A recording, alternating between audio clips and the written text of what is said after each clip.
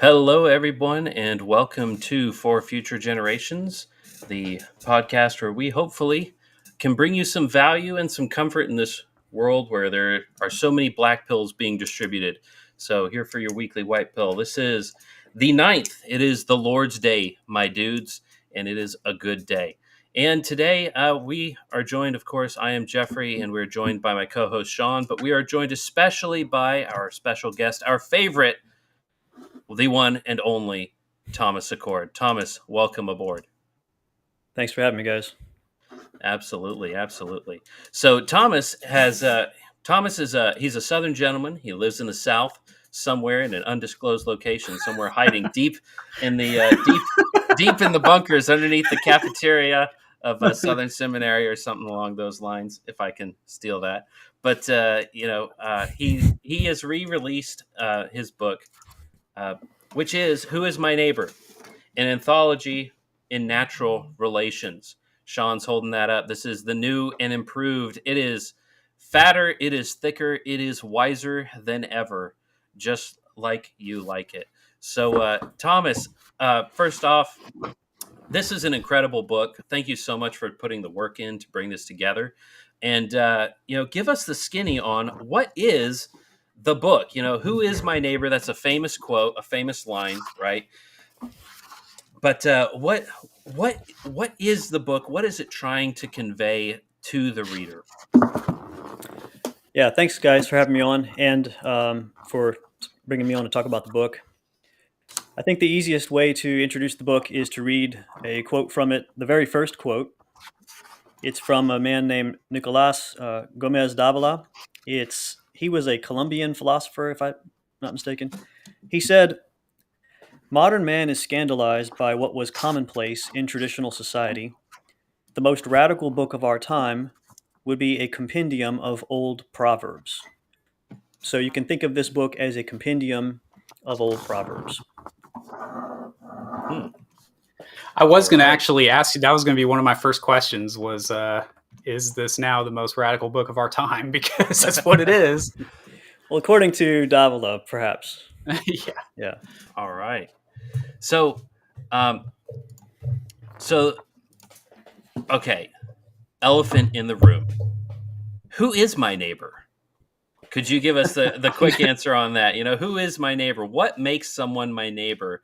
And, if I have a neighbor, what are my immediate duties to that person? So obviously, this is within the context of the parable of the Good Samaritan, right? The young man asks, "Who is my neighbor?" And he gives us that wonderful story. But give us the short and dirty, and a little bit on that. Yeah, I think the best way to think of who your neighbor is to think of it through Jesus' parable. And he tells a story. He doesn't just give a neat definition. He gives an example. And I think that hits home at a visceral level.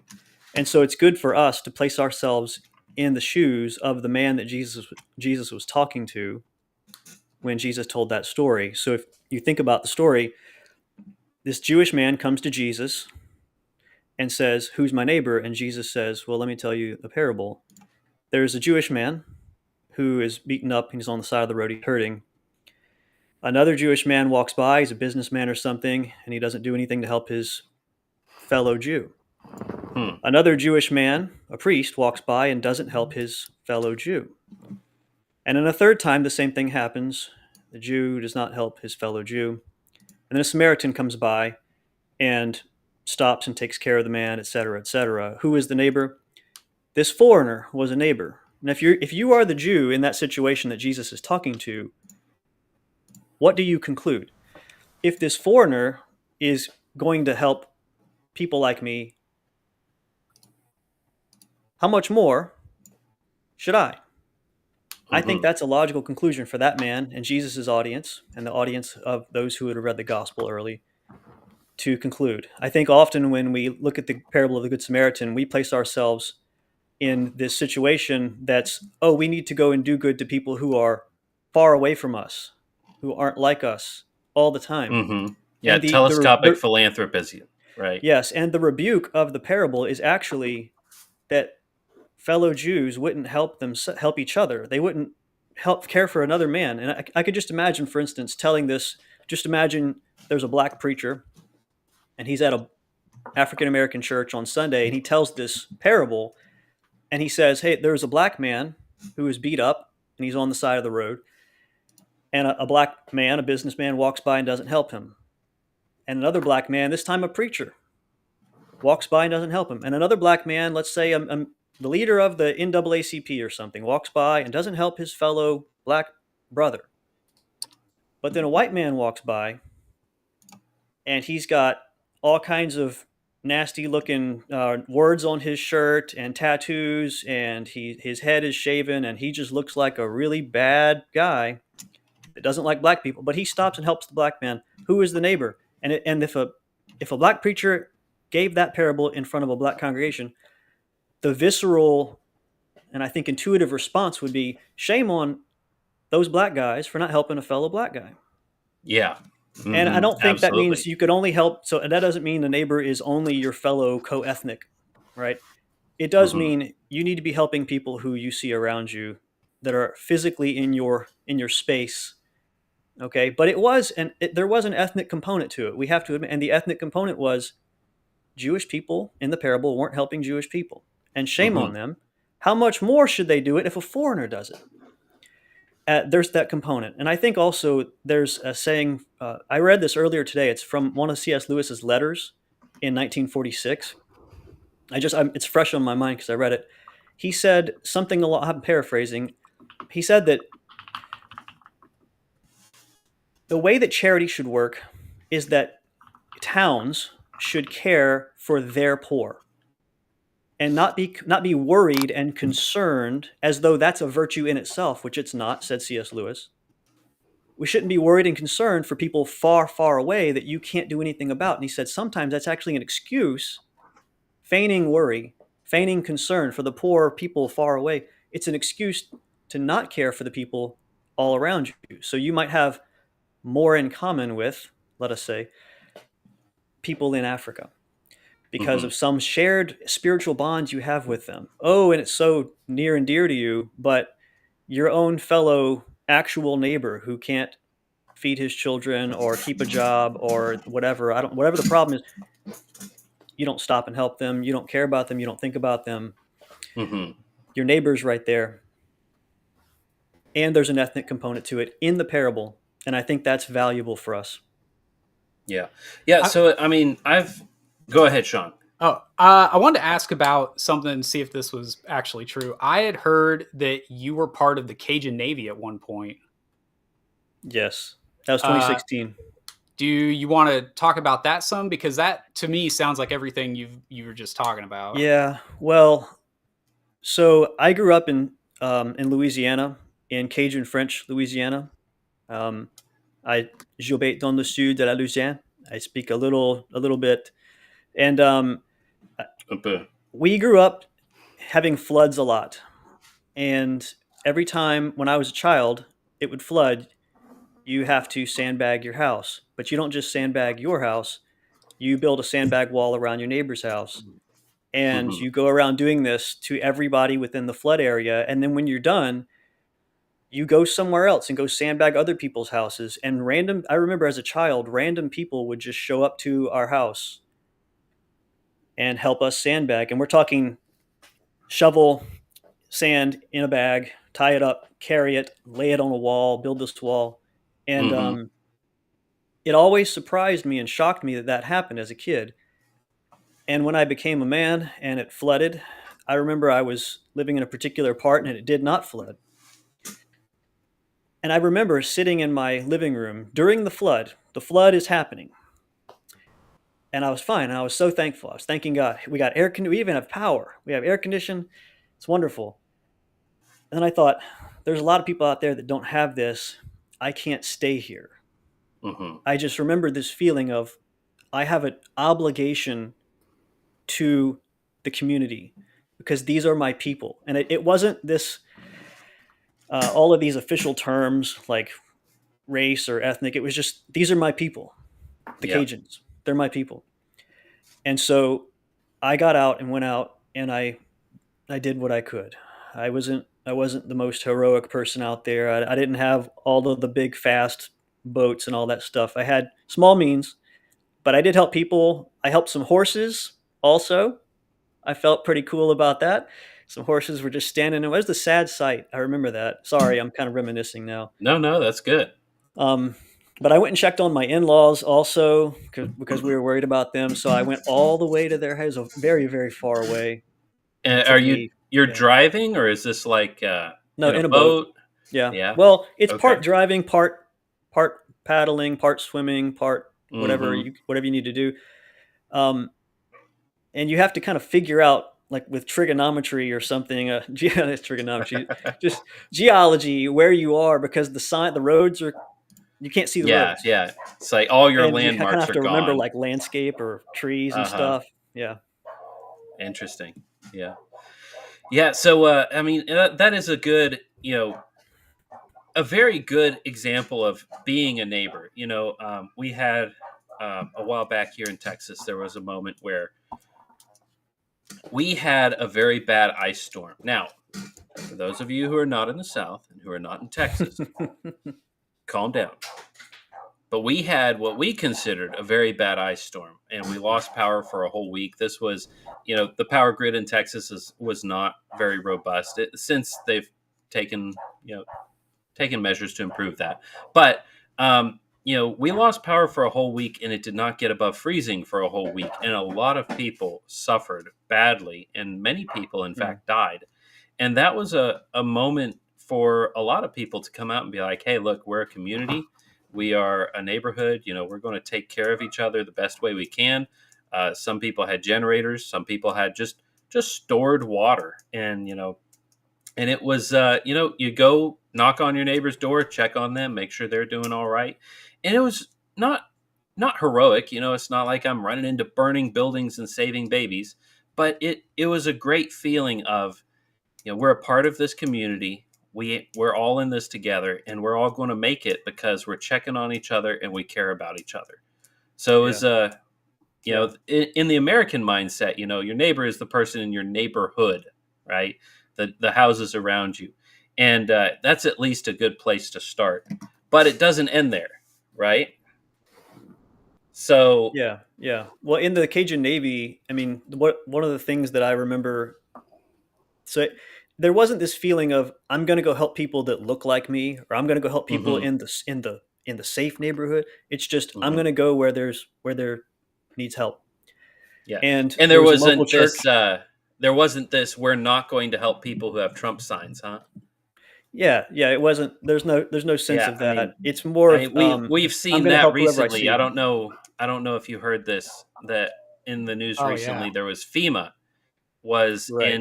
Right. in Florida, and Hmm. I believe it was just in Florida in the Panhandle where they got hit with the hurricane. The FEMA director told them, don't help the people with Trump signs. That doesn't No, seem that like very was. neighborly behavior, right? I think that was the Yeah. North Carolina one right Or before the was it North election. Carolina? I'm not real for sure It on was which one of one the exactly it Carolinas. is, I think it was but North Carolina, actually. Yeah, you're right. yeah. But point being, not very neighborly behavior, right? Yeah, but I did want to point out there's a difference, though. There are some people during these disasters that take opportunity to do the opposite of what we're saying, Hmm. and they actually go loot and pillage and plunder and break in to homes because they know nobody's around and there's no cops around and they're not going to be there for 3 or 4 or 5 days.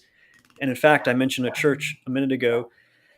There was a church a couple miles from where I was living at the time, and it became this sort of waypoint for refugees fleeing their homes during the flood. And the pastor Hmm. just so happened to be there as it started flooding, so he was stuck there. Hmm. And I had a bunch of deer meat, so I brought him a bunch of deer meat. And I don't know what he did with it. I was like, "Hey, I got a bunch of deer meat. You want that?" And he's like, "Yeah." So Just people dump were sleeping in the it. sanctuary, but he Uh-huh. asked me to go check on his home. And as soon as he said that, I thought, I knew exactly what he was talking about. He had not been home and he couldn't get back home because he Hmm. was overseeing this big refugee camp suddenly that sprung up. Yeah. And I went Yeah. back to his home, and sure enough, here's this man of God at a church, stranded. His front door, which was glass, shattered. And I didn't go in far, I didn't know what to look for. I didn't know what was stolen because I didn't know what was there. Mm-hmm. Yeah. So, but I went back and told him, hey man, it has been broken into. Do you want me to do anything? And he said no. But I just want to point that out. There's an element of decivilization. Whenever a disaster happens, there's two sorts of people. There's the Swiss Family Robinson type that just rebuild civilization on the wrecked island that they fall upon, and then there's another type that actually takes opportunity, and they're like the jackal element. Mm-hmm. And so whenever disasters happen, people get together also to protect their neighborhoods. Mm-hmm. And that's being neighborly. And some groups respond differently and better than others. I mean, that's just unfortunately something that can be seen throughout history. Some groups of people, you give them a pile of bricks and they'll make a civilization. Other groups, you give them a civilization and they will turn it into a pile of bricks. Yes. And right. We don't have to speculate about what might be the cause of that. The fact is that you can just see it happening in real time in a lot of places, unfortunately, oftentimes in the global south, so to speak. So tell us a little more about this book. We've talked about what is a neighbor, but it's an anthology. So for the folks who for the truck drivers and the high school dropouts that might be listening to this, what is an anthology? It's a collection of what's, and how did you come across these, and kind of what was your inspiration for bringing this together? So an anthology, more properly, we call this an encyclopedia now. I think that's more accurate. An anthology is a collection of writings on a given theme. So I have some anthologies over here on political philosophy, moral philosophy, that kind of thing. And you'll find 30 pages of Plato, 50 pages of Aristotle, Cicero. This is a selection of quotations. And so it's not a proper anthology like a reader. It's more of an encyclopedia. It's something that you probably aren't going to read straight through. I have a bunch of it. You can almost, you can see them right here, the brown books right there. Yeah. It's an encyclopedia. It's for animals, for my kids. But you find a topic that you want to study and you go look it up in that. Here you would find someone's name or an era or an ethnicity or a theme, and you'd go look it up in the indices. So it's an anthology on the topic of natural relations, which is just people having a natural affection for those near and dear to them, their kinfolk, their people, their country, their so on and so forth. And the way this came about is actually a long story. So I don't want to go too long here, but it started actually just as a sort of apologetic exercise on the internet around 2014, 2015. That's when things started to get kind of politically hot, at least for people in my circle. And we started to see some of the same arguments being recycled over and over and over, such as Jesus was an immigrant. Right? You've heard of that? Jesus was an immigrant. Because he moved from Palestine, which was in the Roman Empire, to Egypt, which was in the Roman Empire. Therefore, he's a refugee or he's an immigrant. Yeah. But if you say that, it's one thing. But if let's say one of our revered spiritual forefathers said that has a little more weight, right? Than if I just throw that back at the person. So we began to see various arguments being repeated. And it was whether it was Christians or non-Christians. And as I and a few others began to read, and our prior reading, we recall, like, hey, I think John Calvin says something about this. Let me go look that up again. Sure enough, he does. He has something to say, and it's really, really good. And so we would copy that and put it into this little document that we had. And over time, that little document turned into 20 pages, 50 pages, 80, 120 pages, 200 pages. And before you know it, it got so big that it was disorderly. It was all different fonts and different, happens it was messed fast, up. Man. Yeah. And other people wanted it also. So we began to organize it and try to make it more streamlined. Table of contents, themes, eras. And after about 500 pages of this, we thought, we need to publish this. So the goal wasn't a book at the beginning. The goal was personal research, personal learning, and for basically argument and debate online. And when I say argument and debate, I don't mean angry, spittle Yeah. flecked, I'm flipping you off and you can't see me. It's iron sharpening iron. When people debate online, I think it's healthy and good. And if we don't use words, we have other means, and those are usually more violent and forceful. So we should be arguing and debating online, and that's what we were doing. And trying to bring in authorities beyond our own expertise and are beyond our own weight. And that's how the document began. We didn't have a good game plan initially for getting it out. We thought, let's just make this public, free. We don't want any money for this. This is something that we're just doing because we love to do it. But we thought, no, because if we give it out for free, someone may misuse it. Someone may make their own book from it. Someone may take it and run off in a different direction and make their own project out of it. So we decided to make a book. And that was the first edition. And I think that was 2020 or 2021 or something now. It was a while back. One thing I really like about this book is you were talking about debating online, and everyone knows a quote guy. Like there's always a guy if you're in like a Facebook group or something like that, and they tag this guy. Hey man, I know you got a quote that would just destroy this guy. And with this book, you can kind of do that. Because, everybody becomes the quote guy. Because you could look at, you could just pull up quotes if you use, the index to find the guy. Contents, Like someone in the chat right now could put in a guy and just say, "Hey, do you have a quote from this guy?" And you could pull it up. Right. And so if someone comes to you and they say, "Hey, Martin Luther was actually the godfather of DEI," well, I could be like, "Okay, let me consult my quote guy real quick. Let's see what Martin Luther had to say about DEI." And it's such a rich so I just pulled this up. You have Dietrich Bonhoeffer in here. Yeah. Of all people, I just happened to pull that up, and that's who popped up. And so now I'm like, what did he say? Could I say two things real quick? Two things. Yeah. The first is Dietrich Bonhoeffer's in there. That may be surprised, but everybody loves their mama. All right. Everybody's got natural affections inside of them. So Karl Marx is in there, by the way, positively, like saying something, and people are like, what kind of anthology? The preface will explain this to you, by the way. This anthology or this encyclopedia, it's not about, we're not saying everybody in this is a race realist or a Kennist. Oh no. Or some kind of white nationalist or something stupid like people are saying today. People in here have varied views all throughout history. They won't agree politically. They don't agree in all kinds of ways. They all have natural affections and express that in some way. And so that's the key theme. And we're keeping the key theme. Some people want to take this and make it a manifesto for some political cause and attach it to something. And that's simply not the case. Again, the preface says this very clearly. This is not something that deals with modern day nationalism, French nationalism, German, whatever. That's not it. Although there might be someone in here from the Czech Republic or something talking about nationalism. They're not all nationalists in here. We're not saying that.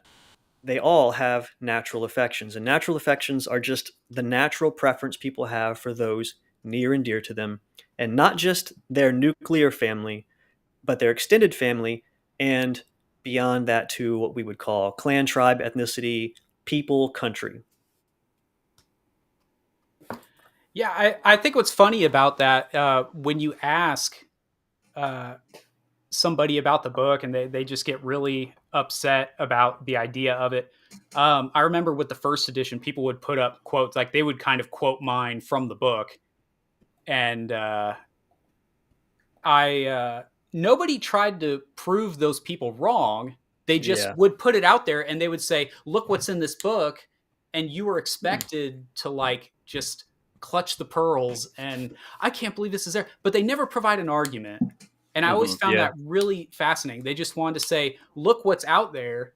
Yeah. But it's such a wide array of people that at some point you have to say something back. Like there's this really, I love the subtitle on the, I don't know if it's on the first edition.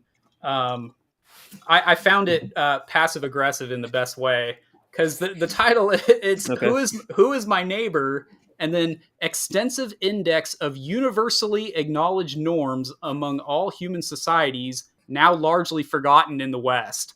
Right. Like we're not, we're bringing out the big guns. We're going to slam you down. We're going to be like, no. Post-war consensus, no. Globalism, no. Never. Not ever in the history of once did this happen.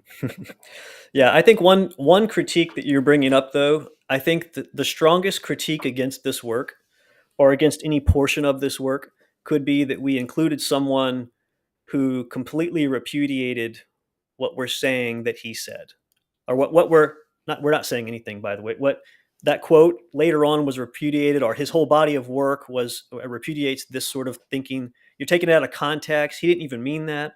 We went through a lot of pains to make sure we weren't taking people out of context, in the sense of this person actually didn't think what they were saying. But also, I would say to people who are wanting to use this book for quote mining or just quote posting, this is an encyclopedia, and there could have been a lot more that we included, in fact, of the people's writings, but also there's a lot more out there.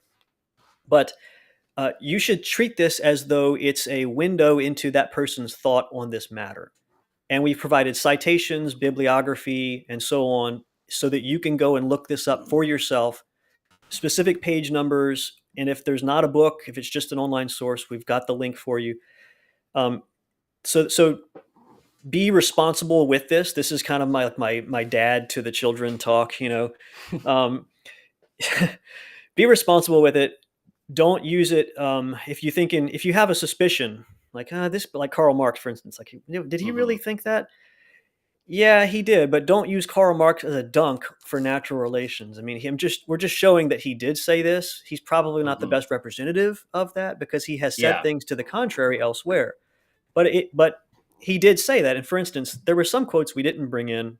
Like, I have one from Barack Obama, one from Joe Biden, and one from Tim Keller that did not make the cut. And each of them said something similar, which was the experiment of multicultural, a multi-ethnic nation is an aberration in the history of nations. And we don't know if it's going to work or not. And to me, that's not a positive word for natural affections, but it is people admitting that what we're doing is odd and has never been tried, and it's not even sure. We're not like Barack Obama, 2016 or 18. He said this. He wasn't even sure if it's working. A couple hundred years into the experiment, we're still not sure.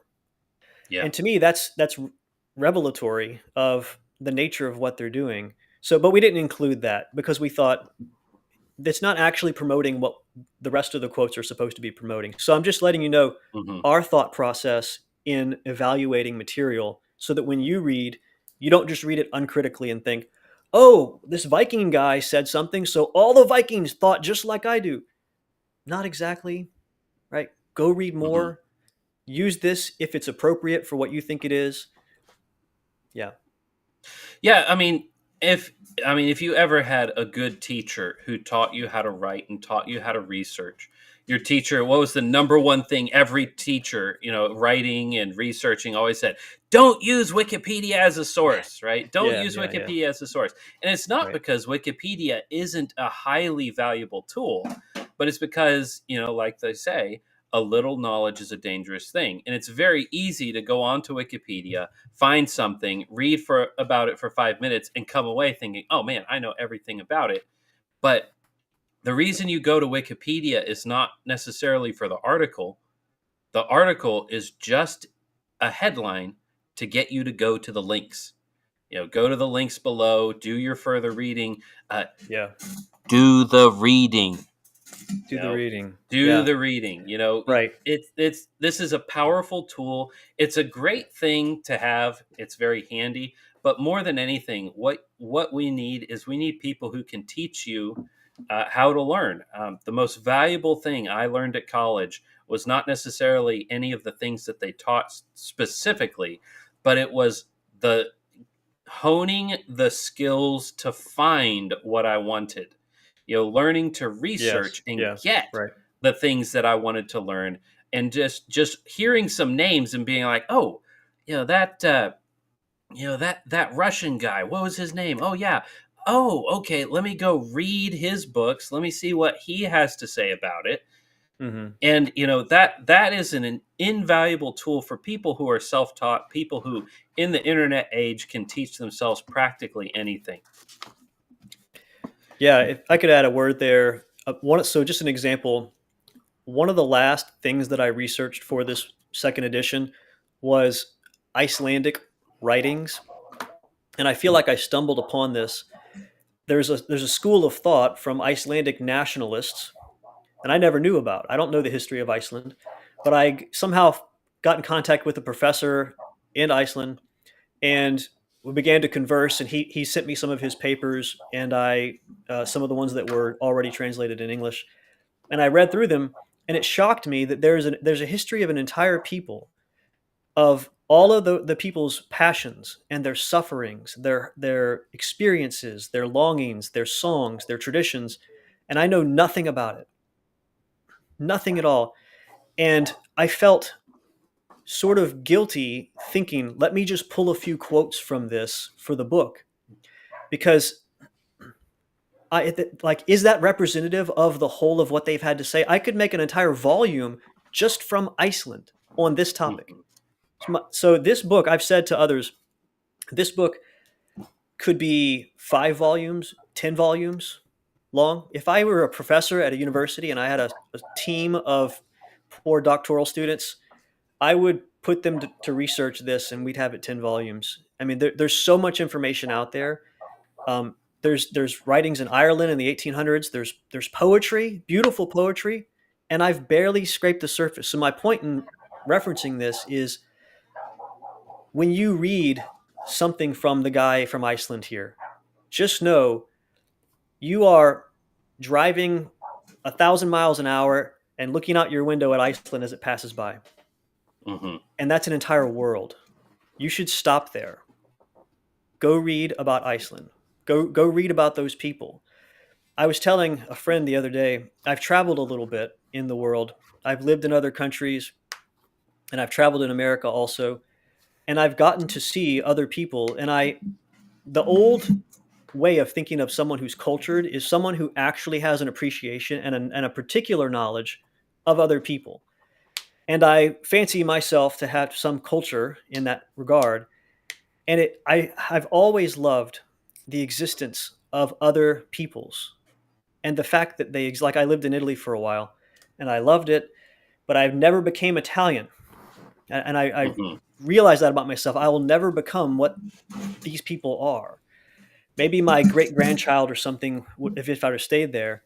But my point is, uh, that appreciation for the Italians as a people, as a nation, as a language, is inside of me for every people, for the Iceland people, whatever they call themselves. I don't know, so that I'm uncultured there. But all peoples. In fact, I just found a book of Chinese poetry the other day. I bought it. It's going to come here. I'm eager to read it. I've got the Romance of the Three Kingdoms right there. I love this sort of thing naturally, and I think we were joking off camera about that meme. I won't mention it, but it's the guy who has he's kind of on the right, let's say, but all of his friend circle it comprised people all over the world. That really is true. That really is Mm-hmm. true. And I think my time in the military, and other travels that I've had, really lead into this book. It's not I'm not appropriating them for my particular little pet project here in America. It's truly a preservation effort of like an artifact of humanity, a passion of humanity that's consistent throughout the ages, and we sort of have it in our hand now. It's a beautiful thing, Mm-hmm. but you should use it as a springboard to jump into other times and places so that you can really get to know them. Yeah, it's an inheritance, is what it is. Yes, it's an amazing exactly. inheritance. You've used a term a lot that I'm familiar with, but some of the listeners might not be, and that is natural affections. Yeah. I want to talk about that for a little bit, Sure. because I think that a lot of people don't realize that that's a term specifically used in the King James word for word. Yes. But it's the Greek word astorge. And Yep. Did you want to talk about that for a little bit? Yeah, sure. Storge. That's good. I'm glad you brought up the Greek. I used to tell, I taught Greek for a while, and one of the things I would say about the word love is the Greeks have several words for love. So it's more nuanced than English, where we say, I love pizza, I love God, I love my wife. Yeah. But like, what does Hopefully that mean? not all equally, right? Right, exactly. Or in the order that I gave, right? So the Greeks have love. They have phileo, they have eros, they have storge, they have agape. Storge is the sort of love you're talking about here, and I would point you to the preface, and I'll just read you the definition that I give. And this is not the most technical definition. I'm not Stephen Wolfe with definitions. Okay, I'm kind of like the truck driver version. That's how I see myself, at least. Here's what I say: natural social relations or natural affections. Hey, go truck drivers! All right, yeah, go easy on me. Well, full disclosure here, I am a truck driver, so There you go. I have a truck, if I'm ragging on truck drivers, it's friendly fire. I have a tractor, and I love driving that thing. Anyway. All right. All right. Sorry. Natural social relations or natural affections are those which we find among humans at nearly all times and places.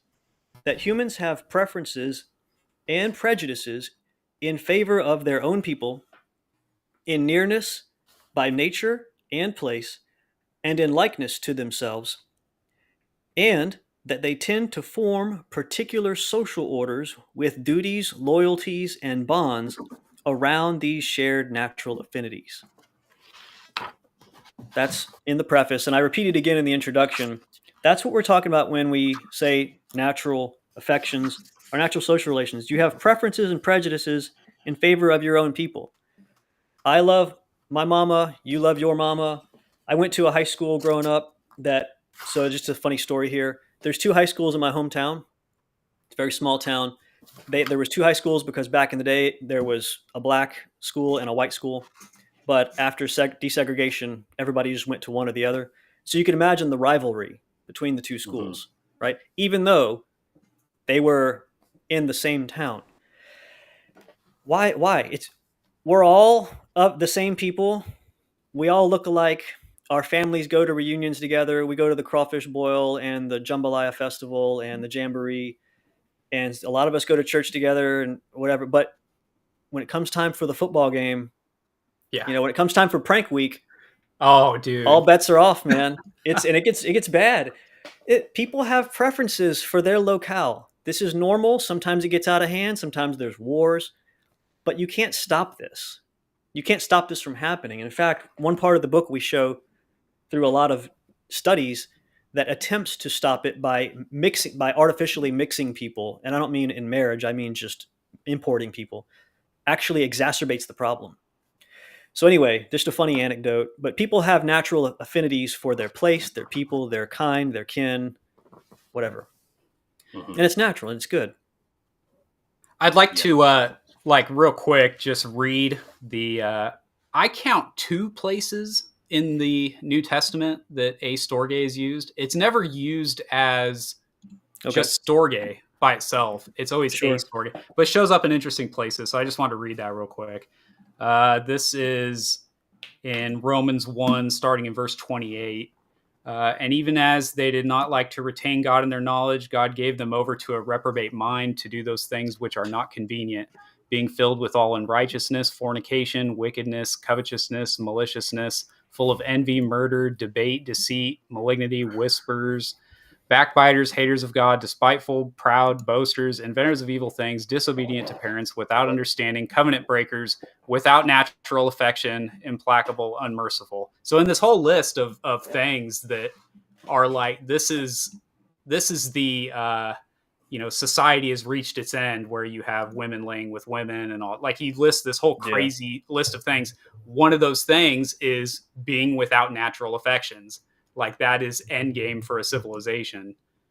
Yeah, shocking, isn't it? Yeah. I wonder what new translations say. What newer translations? It's usually that. Like without love, which isn't technically wrong. The English, of course, yeah. Right? Without love for pizza.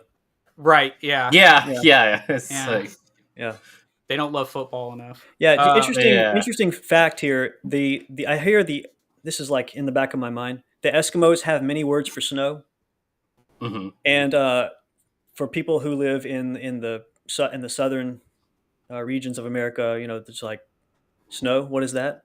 If you're around something more, you have a more nuanced understanding and familiarity with it. You have words for it. And I think there's something to that with the Greek. The Greeks, they have several words for love. We have one. Which is weird because English has so many origins that we have words that have like a Latin origin and a Greek origin and like a French origin, and it'll be all like synonyms for each other, but then we just have love. And so it's kind of bizarre. Also, the other time is 2 Timothy 3, and this is in a similar situation. This know also that in the last days perilous times shall come, for men shall be lovers of their own selves, covetous, boasters, proud, blasphemers, disobedient to parents, unthankful, unholy, without natural affection, truce breakers, false accusers, incontinent, fierce, despisers of those that are good. It's a whole huge list. But he's talking about the last days. Like, you guys are without natural affection. I mean, it's a sin. Yeah, it's a sin. Yeah. It's a sin not to have natural affection. I think elsewhere in the Bible, I don't remember the passage, but it's said that if you don't take care of the members of your own household, you're worse than an unbeliever. Yeah. What is that? Is that metaphorical? Right? I mean, was Paul just kind of blowing smoke there? Was he just kind of like, I need to fill out the rest of the sentence here? I mean, like, or is this serious? Are you worse than an unbeliever? I mean, would it be better to be an unbeliever than to be a Christian and not take care of the members of your own household? What is he saying? Right? And I think at the very least we can say that this is a thing we ought to do. And by the way, household, oikos in the ancient world was not the nuclear family.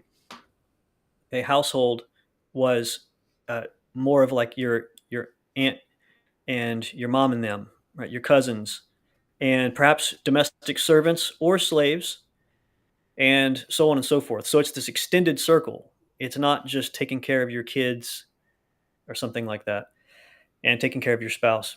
It's more than that. And so there's this concept in the ancient world with love, with household, with natural affections that seem foreign to us. But as you indicated, the little subtitle there or whatever, these are now largely forgotten in the West. You had mentioned, what did you just say? Dang it. Oh, you were talking about the extended family. I remember you talking about that in an old episode of Ars Politica. I was a huge fan of that when that was going on. I used to, it was like just what I would listen to at work. It was just a every episode podcast for me. I was telling you a story. The one time I ever got to meet Stephen Wolf, we were at an event. Me and Jeff were at an event, and he was just like standing against a wall. And I started talking with him, and I was like, "Man, are you ever going to bring Ars Politica back?" And as soon as I started talking about that, other people heard me talking about it, and they like swarmed and were like, "Yeah, what's going on with that?" And everyone had a story about which episode they liked the most and what certain things meant to them. And so that podcast like had I don't know how big the following was, but it had a very profound effect on those who did listen to it. So tell us what's going on with that. Yeah. Well, I think the following wasn't large, but it was intense. Yeah. And we had the best guys. Yeah, that was a good time, and we are starting up Ars Politica again, and we already recorded a few episodes for it. Oh. We're just having a way to get it out. So it's the way it began was kind of funny. Steven and I met each other, and it's like sorry, Steven, if you're watching this, I have to say this. I tell my wife it's kind of like bromance. No, it wasn't like that. Okay, it wasn't like that. But it was at a church, and we visited the church one time. That was just one time, and he and his wife were there. It was everybody in the church was somewhat old. He and his wife had kids. I and my wife had kids, so we kind of just found each other. And there happened to be a luncheon afterwards, and we just got to talking. We mentioned some things, and then suddenly he and I were just kind of talking, and the wives were, And over time, I think it was he that mentioned the podcast, and the way we met, really, the way we knew we were going to be friends, is we started asking each other like, "What are you in Louisiana for?" And I said, "Oh, I'm in education." He said, "Oh, he's studying political philosophy," and I said, "Oh, I teach political theory." And then there was like this twinkling in the eye, like, you're Reformed? Yeah. Like, do you read the Protestants? Like, yeah. He asked me, do you read the Calvinist International, which was a great website back in the day when it was active. I don't know if it's still active or not. But I said, yeah. And he said, yeah. So we had similar interests on all the points. And that just kind of took off from there. And that's what my wife actually is the one that says it was a bromance, because she said she was like watching. She's like, okay, I'm just going to leave the boys alone. Let them do their thing. But yeah, anyway, the podcast began. I think it was him. I think it was Steven that suggested it. He says I may have suggested it. He suggested it. And honestly, I never knew why, because I consider Steven far superior intellect to me. And like I was never good in school, and I had to really struggle through everything I did, and my credentials are nowhere near his, and all kinds of things. But we started the podcast, and we never had a real goal for it. Was just like two guys talking about things they liked. Really, that was it. The production value was super low. The timing of it, sometimes we were ill prepared. It was just the fact that we had read a lot already, and that's what we were doing in life. Was studying all this stuff, and so we could just readily talk about it. And I think it was a year ago, maybe or so, Stephen brought up the idea of doing it again, and it just wasn't the right time. But then less than a year ago, at some point, a few months ago, it came back up. So yeah, we're going to be doing it again, and we're excited. We're real excited. Ars Politica, it comes from the title of Althusius's book, Ars Politica. And Althusius, I think it was Johannes Althusius. He wrote a book about this, about the political arts, essentially. And it's a really, really good book. I think it influenced myself and Stephen, but independently. Excuse me. So we're looking forward to getting back and talking about the political arts from a Christian perspective. Yeah. Well, I mean, not to toot our own horns, but a year ago, Stephen reaching out to you would have been right after we talked to him. So I mean, really? Yeah. Hey, thank you. It was actually. We are the ones who brought back Good. Ars Politica. You guys did it. You guys brought it back. Awesome. Oh, thank you. Yeah. I mean, that's pretty good. That's pretty good. Yeah. Not that we're doing any of the heavy lifting. All we did was say, "Hey, man, bring it back." I have to put in a good word for Stephen, though. Stephen's been a good friend to me, and he's been a friend to me when he didn't need to, and when it didn't benefit him in any way. Yeah. And when it actually could have hurt him, and maybe did hurt him, I don't know. And he has gone out of his way, and even with this podcast, I've told Stephen, like, you can have a career, man. You can go I mean, I don't know if he can actually, but I'm just saying you go do your thing. Mm-hmm. Let me go plant cabbages like Pompey or Gracchus or whoever it was that just left everything and went and planted cabbages. I think it was Thanos actually in the Avengers movie after he after he snapped everybody. He just went and planted. I feel like Thanos. That's what I did. I'm actually literally have a garden out there.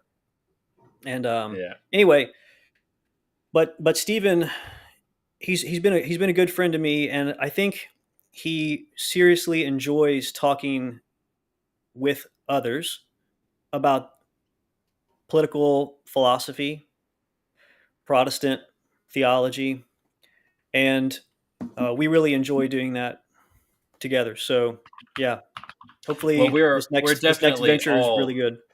Yeah, we're definitely all really looking forward to the relaunch of Ars Politica. Hopefully, it's here for good. Let's see. Samuel Haupt says, "Glad you're back, Thomas. God bless Thanks, you and your Sam. family." Thank you. Oh, I looked this up. It was the Emperor Diocletian. Yeah, Diocletian. Okay. He retired and he was asked to come back, and he said, "You wouldn't ask me that if you saw how good my cabbages look. You wouldn't see my cabbages." yeah. I love it. I love it so much. Yeah. But that is, if you think about it, the movie, the Avengers one with Thanos. I hate to bring it up right after Gracchus, but you can always find some reference in modern day pop culture to this old stuff. He like has this mission to go kill everybody and do this great evil thing. And after he's the ruler of the world, he had all power. He gave it up, and he went to plant cabbages. And it really messes with your mind to think, wait a second, I thought you gain all power, you kill half the world. That's genocide. I mean, clearly he's Hitler, and then you rule the world. That's what you do, right? Mm-hmm. Yeah. I mean, what's the point of all this if you don't get to really just rub their face in it, right? Yeah, of course. Yeah. Then you want to tyrannize, and of course, but Thanos goes back, and it doesn't make sense in like the post-war consensus timeline of evil guys and good guys. It doesn't make sense. Like Darth Vader wants to rule the universe, right? Thanos wants to rule the universe. He doesn't want to go plant cabbages. What is this? But he did, and who was it? Diocletian did. Cincinnatus did. George Washington did. So this idea that I'm not like defending Thanos. Actually, I am defending Thanos. Let's do it. Thanos did. No, he did do something. You shouldn't kill half the people. Okay. That's not what I'm saying. As Christians, let's just say, the Bible says, "Go forth, be fruitful and multiply, fill the earth, replenish it." Right. We disavow all anti-human depopulation efforts. Yeah, right. Just right up front. We're anti-Thanos. Yeah. You can glean a lot of things even from people whom you disagree with. And that break that you talk about where it's like, man, he's got all this power, why would he leave it behind? It's intended to be thought-provoking. It's intended to make you think, wait a minute, there's something more going on here. And that does happen, not often, but Sola Z in the chat, he says Sola retired. That's correct. And then, George Washington famously was more or less handed the crown, and he didn't want it. He didn't even want to be president. He didn't want to go to Washington, D.C. They actually had to move it closer to his house for him to even want to go there. Oh, really? I didn't know that. Yeah, he lived across where Arlington Cemetery is now, right? Okay. I'm not familiar with the geography over there. Arlington National Cemetery was land that Robert E. Lee owned, and I believe he inherited that from marrying into the Washington family, which would make sense because it is like right across the river from D.C. So that might be right. Someone in the chat will definitely bring it up. We've got some smart guys in the chat. I want to was standing. Yeah, I want to bring something up. There was an Ars Politica. I keep saying Ars Politica. Ars. Yeah, Ars. Yeah. You can say Ars. It's funny. Yeah, it's the Ars Politica. Yeah. So you had mentioned in an episode, I don't remember which episode it was, but it was the idea that people go and fight so that they could come back and then have their farm. I'm Like sorry. Mhm. People go fight. Say it again. you go and fight a war, and then the idea is that you want to come back and have your farm and have a family, and so you're not just fighting for the sake of fighting, or fighting so that some political entity can continue to exist, but so that you have peace and you can go back and you can grow things and Yeah. just have a quiet and peaceful life. Right. Yeah, Um, it's kind of like that quote from Lewis, right? I believe it's Lewis who says, "I do not love the sword for its sharpness, Tolkien. but oh, is that Tolkien? Hmm. Sorry, but the idea being, it's the thing that the sword is protecting that I value so highly that I'm willing to draw the sword to protect it." Right. can I ask you? You said you're in the military. I was in the military. Can I pick your brain on some thoughts on that? Because I was in the military. Okay. I was Army, Okay. and What'd you do? I was a fueler by MOS. Okay. But then in Afghanistan, like half the time, they're like, "Hey, you're gonna go man Yeah. the 240 Bravo in a turret." Right. Right. So I'm like, "Oh, okay. Right. Well, I guess What that's were you a also my fueler job." for? Did you deliver fuel, or did you put it into something? Uh, yeah. I mean, I was a driver of a Hemet. Okay. So I don't know if you're familiar with the Hemet fueler, but it's a Hmm. 2,500 gallon fueler, and it Yeah. has like Go ahead. It basically has like a gas pump on the back of it, Hmm. and so that's what I did Okay. with that. Was delivering. We did convoys, Okay. going from places. We'd go out in the sticks and just refuel generators and stuff like that. And Yeah. Okay. but anyways, the I don't know if you wanted to bring up like what exactly you did in the military, but I did have some things to pick your brain about after you.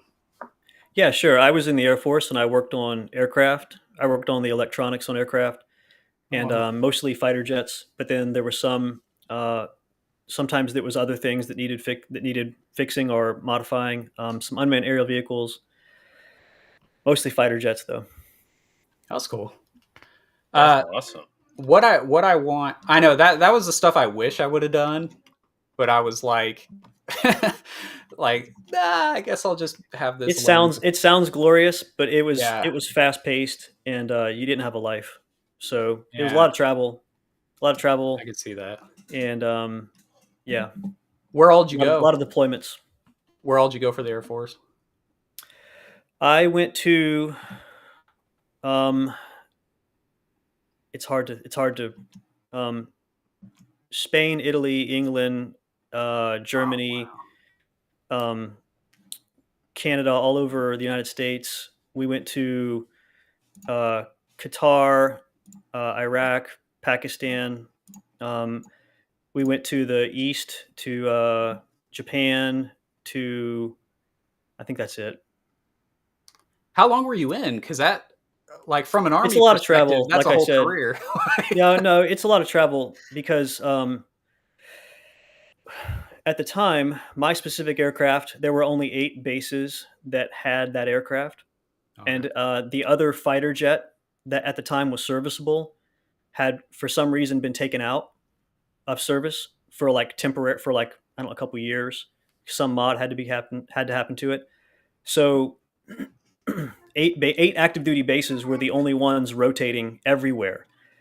And they used Guard, National Guard, and I've got nothing negative to say about National Guard individuals. I do. But go on, yeah.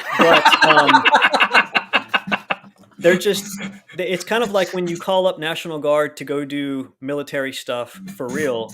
They're kind of like, huh, what? Mm-hmm. And their aircraft and everything. I mean, those guys are working hard though, and I don't want to denigrate what they're doing. But often we would have to go with them, at least one or two of us, to accompany them. And so it was a lot of travel. Sometimes the tours were short, like Pakistan was a month. And yeah, I mean, like Spain, I forget how long we were there, but we would go like to different places. Like, for instance, if the president was flying somewhere and it was in our airspace and he was coming, then we would have to provide support for him. So we would go wherever he was, and we'd have to stay there. And that was considered like not a overseas deployment, not a hardship duty, not hostile fire pay. But yeah, we would go wherever he was, and we'd have code names for him that were stupid, like Santa Claus or whatever, you know. So yeah, I think that I forgot what else you were asking. Sorry. I was just curious about that because I didn't know. I kind of had a vibe, but I don't remember ever. Yeah, well, some of it was like, since we had our own planes, like the planes were ours, we weren't authorized to go wherever we wanted. You have to fly to certain places. But if the planes broke along the way, then you have to stop in Greece. Oh no. Yeah. You know, like, I don't want to stop in Greece. Nobody wants to spend a week in Greece for no reason with no passports. And, you know, and like our cell phones don't work there for some NATO reasons or something. But we're like, oh no, we're in Spain. We're in Sevilla. Let's go see the Rock of Gibraltar. And, you know, because our planes are broken. So there were some cool moments. In the travel, that kind of broken. yeah, they were broken. You know, like one time is funny. I was stationed in Utah, and these pilots had taken up their planes and had flown across the Rockies, and the planes broke and they had to ground them in Colorado. So we flew out to Colorado to meet them, and I get there, and the planes are not broken. Like I can't find anything wrong with the plane. And the pilot, the whole time I'm there, he's out there too, and he's like, so we were snowboarding yesterday, and I was coming down the mountain, you know, like this, and I was like, how good was the snow? And he's like, it's amazing. And I was like, I think this thing's still broken right now, actually. Oh man. Now it's fun. Your tax dollars at work, folks. I know. Well, by the way, you want to get mad? By the way, this is prime chair force stories right here, guys. You're talking about government waste. The first thing I did, I'll never forget this. The first thing I did on an aircraft, the radar on the fighter jet is always in the front. I don't know where it is on the heavies. I didn't work the heavies, but it's in the front. It's in the nose. You open the nose up, and there's the radar. Behind the radar, there's this foam. The foam looks like egg crates, like the stuff you buy at Walmart or Bed Bath & Beyond. That's like you put on your bed. Some people put it on their bed. They used to. Yeah, the mattress topper thing. Yeah, looks exactly like that, except it's white or some mildewy color. And it feels like it too. It feels like it's cheap throwaway packaging. Okay? So you take it off and take the radar off and put a new radar on and screw it on. And I look in the box with the radar came in, and there's no foam. And I thought, well, you know, let's just put this other foam in there and throw this, get rid of this thing. I go and throw the foam away. Oh no. My sergeant yells at me, that foam cost $20,000. No way. $20,000. That's my God. It's foam the size of your pillow, maybe two pillows. $20,000, and I threw it away. I threw it in the trash. I had to go get it because it wasn't destroyed. But my point is, in the Air Force, the difference with Guard, like I have friends and family that are in the Guard, they will say things like, "Oh, we don't have enough money for a lot of bullets for our training session this summer," or "We don't have enough money for this or that." In the Air Force, I would spend hundreds of thousands of dollars a day, maybe if millions of dollars sometimes. Just me working with 5 jets or something. I don't. It's a lot of money being used in the military, and I think what Trump is saying, for instance, with us not funding NATO and all this, I don't follow it closely, but the amount of money that's being spent to support Europe, to support Japan and Korea, wherever else we are all over the world. I have a family member who was he's in the military. He was recently in Colombia for the military. And it's a lot of money being spent, and getting rid of probationary employees who make $50,000 a year, like, I mean, the jets that you got 26 jets or 20 jets that are going to fly today twice. Each of them spend an hour just burning fuel waiting to take off. And that fuel, I mean, you're talking tens of thousands of dollars each, Are they just burning using fuel idling. Are they a day, mainly every day. Are they mainly using JP8? Yeah, Or JP8. oh, okay. That was the main one I worked with. I'm always interested to know like the different kinds of fuel. It's nothing that anyone other than maybe the two of us cares about, but I'm just always interested in like what kind of fuel were you using? Sorry, listeners, if I'm boring you with all this. This is just I don't talk military with a lot of people right now, so it is. I mean, it's a lot of fun. For me, the reason I wanted to bring up military is like I've kind of had this feeling, and I feel like I see it in a lot of other veterans, that you go, you do your military thing, you know, you see what the third world looks like, and you know, a lot of the time you question why were you even there, and then you come back home and you kind of think like, was this worth fighting for? Like what you see at home, sometimes so for me personally, like I saw home, like America in general, just in a much more negative light coming back, because it just felt like everyone wants to say like, oh, thank you for your service, but they don't how do I say this? I guess I tell people all the time, like the best thanks you can give me is just treat me like a human being, right? Like if I'm working in the service industry and you're just treating me like garbage, like, okay, maybe it wasn't worth doing all that for.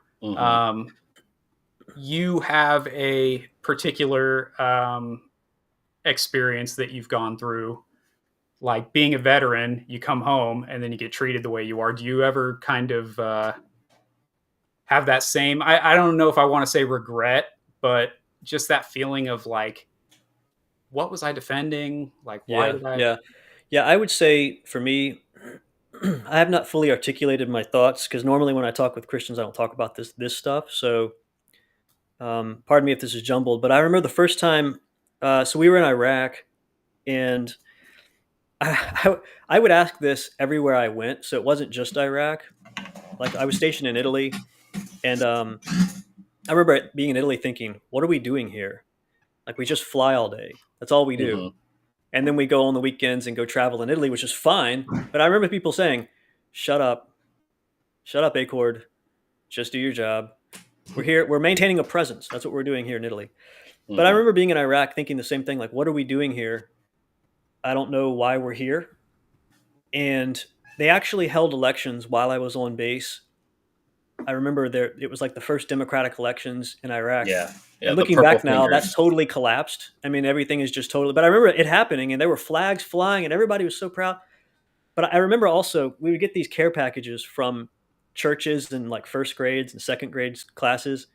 And I have to tell this anecdote. It's weird because it's so weird. And if anybody can make sense of this, I would please enlighten me. Church ladies would send us care packages, different churches all over America. Almost every single church lady care pack, and they were from women, like old ladies. Almost every single one of them had a romance novel in it. Yeah, I can kind of answer why that is, because I mean, they're sending it to guys, like they're sending it to men, and this is like your rom-com fantasy novel with like the guy on the front and the woman and the castle and lightning, on the cover, and it's like, oh god! In fact, it was like we had a board for the day's tasks, and people would put up like suggested reading of the week. It was like Fabio, like, what is this? Like chapstick, wipes, candy, razors. But anyway, one time I got a letter from a kid, and it was like first grade or whatever, and he said, "Thank you for defending our freedom." Thank you for defending our freedom. And he drew a little picture, and it just made me stop and think. I remember where I was when I read that letter, and I was like, I'm not sure if I am defending your freedom at home because of this. It was never clear to me why the Twin Towers were connected with Saddam Hussein. I'm not like, even before. I mean, I was very young when this happened. It never made sense to me. And when we were over there, I saw what we were doing, and I saw the people that lived there. Some of them cooked our food, took out the trash and stuff. They worked on base and they worked off base, and we saw them and we traveled. And anyway, it was confusing for me there. And in Europe, we actually met with protests. People protested us. This is kind of a funny story. In Italy, the word for peace is pace. Pace. It looks like the word pace. Just like you have a mile pace, a 6-minute pace or something. Yeah. And the peace symbol for them is the rainbow flag. And so one day I'm on base and I'm trying to go off base, but I can't because there's a huge crowd of people with gay flags with the word pace on it. And I was like, are the homosexuals having a race? Like, what is going on? Like, I don't know what's going on. What is happening? I'm trapped. Yeah. I had a friend, his name was Johnny, with a G, Gianni. And I saw him there. He had big aviator glasses on, and he was like, Pace Americani, Pace. And he told me, we're having a peace protest. And I was like, Johnny, you're protesting me? Like, we go mountain biking, man. Dude. We went to Venice last week. And he's like, Pace Americani, free Coca-Cola. And I was like, anyway, the first time though I was ever protested, like, I'm just an individual. I'm minding my business, keeping my head down. I joined the military for various reasons, but now it's this global thing. I'm defending freedom back in America, even though I haven't been to America in years. And I don't know how any of these poor hut-dwelling, cave-dwelling people are threatening your freedom in America. I mean, just on this is me, like pre-political me. This is pre-college me. This is don't read books at this time in my life. Like, I'm just living my life. It didn't make sense to me. And I'll be honest with you, evidently not playing very much Assassin's Creed at that point either, because you didn't know what was going on. Didn't know what I didn't play video games. I'll tell you, when I went to Italy, I didn't bring a television with me or video games or anything. And Italy was so life elevating in like this, like, get out and go sense that I just, for years, I never owned a television. I never played.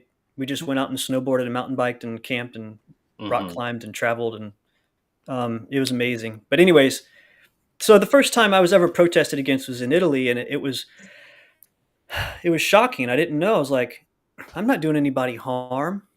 And another time when I finally came back to America, I met a guy named Oliver.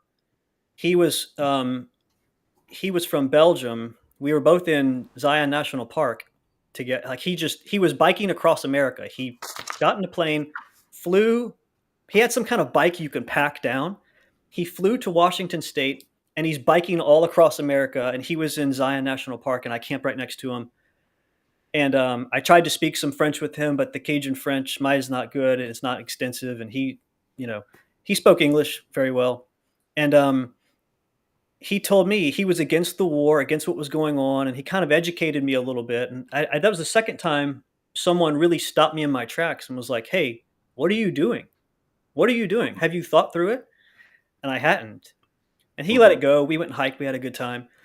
But generally what I find among the American people is indifference to what we did. The World War II, like, I'm watching the series Band of Brothers right now. I started watching it again because I just really like that series. I like heroism. Those guys, that generation came home, and they have been nonstop praised for the last, what is it now, 60 years, 80 years, right? Praise upon praise upon praise. Korean War guys don't even know who they are and what they did. Vietnam, you're baby killers. You're all evil. And then the Gulf War, post the Global War on Terror, it's it's just overlooked and no one cares to think about it or talk about it. Americans. Can I tell a story that Yeah. that kind of, so obviously what I did was part of the global war on terror. I was in Afghanistan. So my experience is that across America, it is hit or miss how people feel about the military. So I flew in from Afghanistan. They kind of puddle jumped a little bit, but I ended up at DFW, which is now like right up the freeway from me. And man, I showed up and it was like that Budweiser commercial, like right after 9/11, where everyone in the airport just stops and we love you. And then we got like kind of down to the floor and we went through this door. What year was this, may I ask? Because things changed. Yeah, this was 2011. Okay. This would have been May of 2011. So kind of like in the middle of it. Yeah, it was definitely in the middle. And so I go through this door, like me and, the guys I'm traveling with, and it was like the Soul Train line. Like there was just people on each side and everyone, oh, let me shake your hand and give me a pat on the back and all this. And then like, as I'm walking, cause I'm in uniform, I just came from Afghanistan. And as I'm walking through the airport, trying to get where I'm going, like, guy with a 5-gallon hat, like, thank you for your service, young man. Like, and they love you. Right. And then, I flew in, I had to stop in Phoenix and then I flew into Oakland because that was the closest airport to where I was living at the time. And, boy, I tell you, very different. Oakland was very different. Like people were giving me like the slant eye. Like people were like, so you said the first airport was Dallas Fort Worth in America. Yeah. And so they treated you well there. Then you went to Oakland. Yeah. And it's not. Yeah. I had a connector in Phoenix, but Oakland was just, it was surreal walking in there. I know they've, the city of San Francisco has asked the U.S. Navy not to do demonstrations. Wow. In the Bay. I was talking to a Vietnam vet one time and he was like, well, I know you guys won't understand what this is like, but when I came back, I went back home to the Bay Area and I'm like, dude, it's the same. It's the exact same thing today. Yeah. They don't like you. They don't want you there. I mean, and that's, that's a generalization, obviously, but. Yeah, I found to be kind of something what you're saying, like in America, there's changing opinions during different times, but there's also locations. So like the nearer you are to a major military base, the less people care that you're in uniform and that you're a military member. Yeah, and they see it every day. Yeah. Yeah, but if you're far away and you're like fresh off the plane from war and you've got your MoBag, and it's got sand on it, and your boots are not, they're not new. And you're far away from some military base, people do roll out the red carpet for you and they stop, and that you go to Walmart in uniform and people are like, thank you for your service, and they'll come talk to you, and you're kind of like a celebrity in that sense. I did experience some of that, but nothing like that going through a corridor at the airport. I think we flew into, no, we had our own airplanes. That's right. We didn't fly into airports. We flew into our own places because we had our own aircraft. So I don't know who failed in OPSEC, but the local fire department showed up and they were shooting their water cannons over our plane as we were taxiing in. Over the plane? Like, yes, over the plane. It was insane. Yeah, but also, like, while I was in Afghanistan, we allegedly killed Osama bin Laden. I don't know if I believe that story, but it happened while we were there. So it was just a crazy time. There was a guy in Florida at that time in 2011 who had set a Quran on fire, and Afghanistan caught wind of it and just lit up. And it was kind of wild. But yeah, Osama bin Laden getting killed while I was there was pretty wild. So it was a weird time. Like there were people who were like, oh, okay, cool. We can come home now. Right? Like we got the guy. It's like our whole reason. Our mission has been a success. Let's all go home. And it's like, well, no, actually you're here to defend democracy. Whatever that means. It's confusing. I think wars wars in the modern period are less clear to their cause and their conclusion. And so the Tolkien's quote from The Lord of the Rings, for instance, I think it was he had Faramir say it in the Return of the King. He said, "I don't love the sword for its sharpness and its glitter and all this stuff. I love what they defend." It's very clear to have that view when you When you actually know what are you're defending. defending. Yeah, when Yeah. you're defending something. I mean, hmm but when you're going to this far away place in the desert, you don't know. Like I remember the first time I went to Qatar, and we stepped off the plane. It was like 4 o'clock in the morning, and the sun was out. It was like 4:30 in the morning. The sun was out, and it was angry, and it felt like when you open the oven, stick your head in the oven, and that like rush of air and the heat. That's exactly what it felt like. Oh and, yeah. and like it didn't go away. And my first thought was, why are we here? Like, Yeah. Yeah. just let these How people did my die. freedoms get Just over let them there? all die. Yeah. Like the heat is going to kill them. You would think. Just go away. Yeah. Oh man. They're hard Yeah. people, man. Yeah, I had a Yeah. friend. So we used to. There was this minefield, this like formerly mined area where you couldn't walk, and they had little flags where there were known mines. And we used to hit golf balls out in it, and from like far away. Okay, and Now watch This, this drive. yeah. And I remember one time we're all. I mean, like I'm watching. I was not doing this particular time.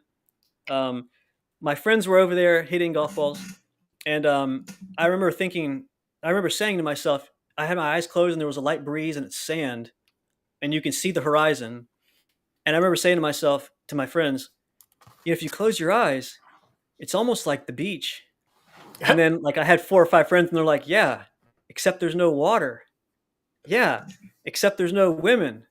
Yeah, except there's fire ants and rats this big, and yeah, there's landmines in the sand. But other than that, it's just like the Yeah. beach. Yeah, Other than that, It was the I hate Yeah. sand speech in Yeah. in real time. yeah. but that other was, than that, Mrs. Lincoln, how was the play? Yeah.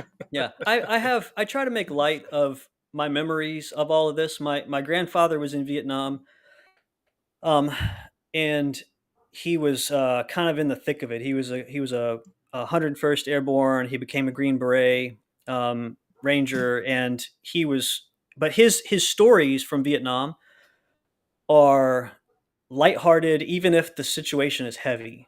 hmm And and to him, I remember this is as a child before I went in the military. He would say, for him, humor was a way of getting through Yeah.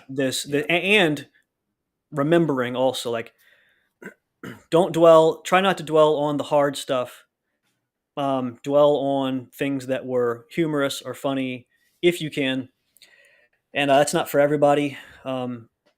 That's for some. Like we got mortared a lot because we were on the gate. We were by the perimeter, not the gate. We were by the perimeter, the southern perimeter of a base.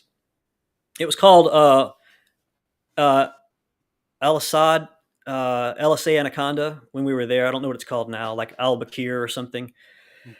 And these people would come, and I worked at night, and that's when these cowards would come try to mortar us.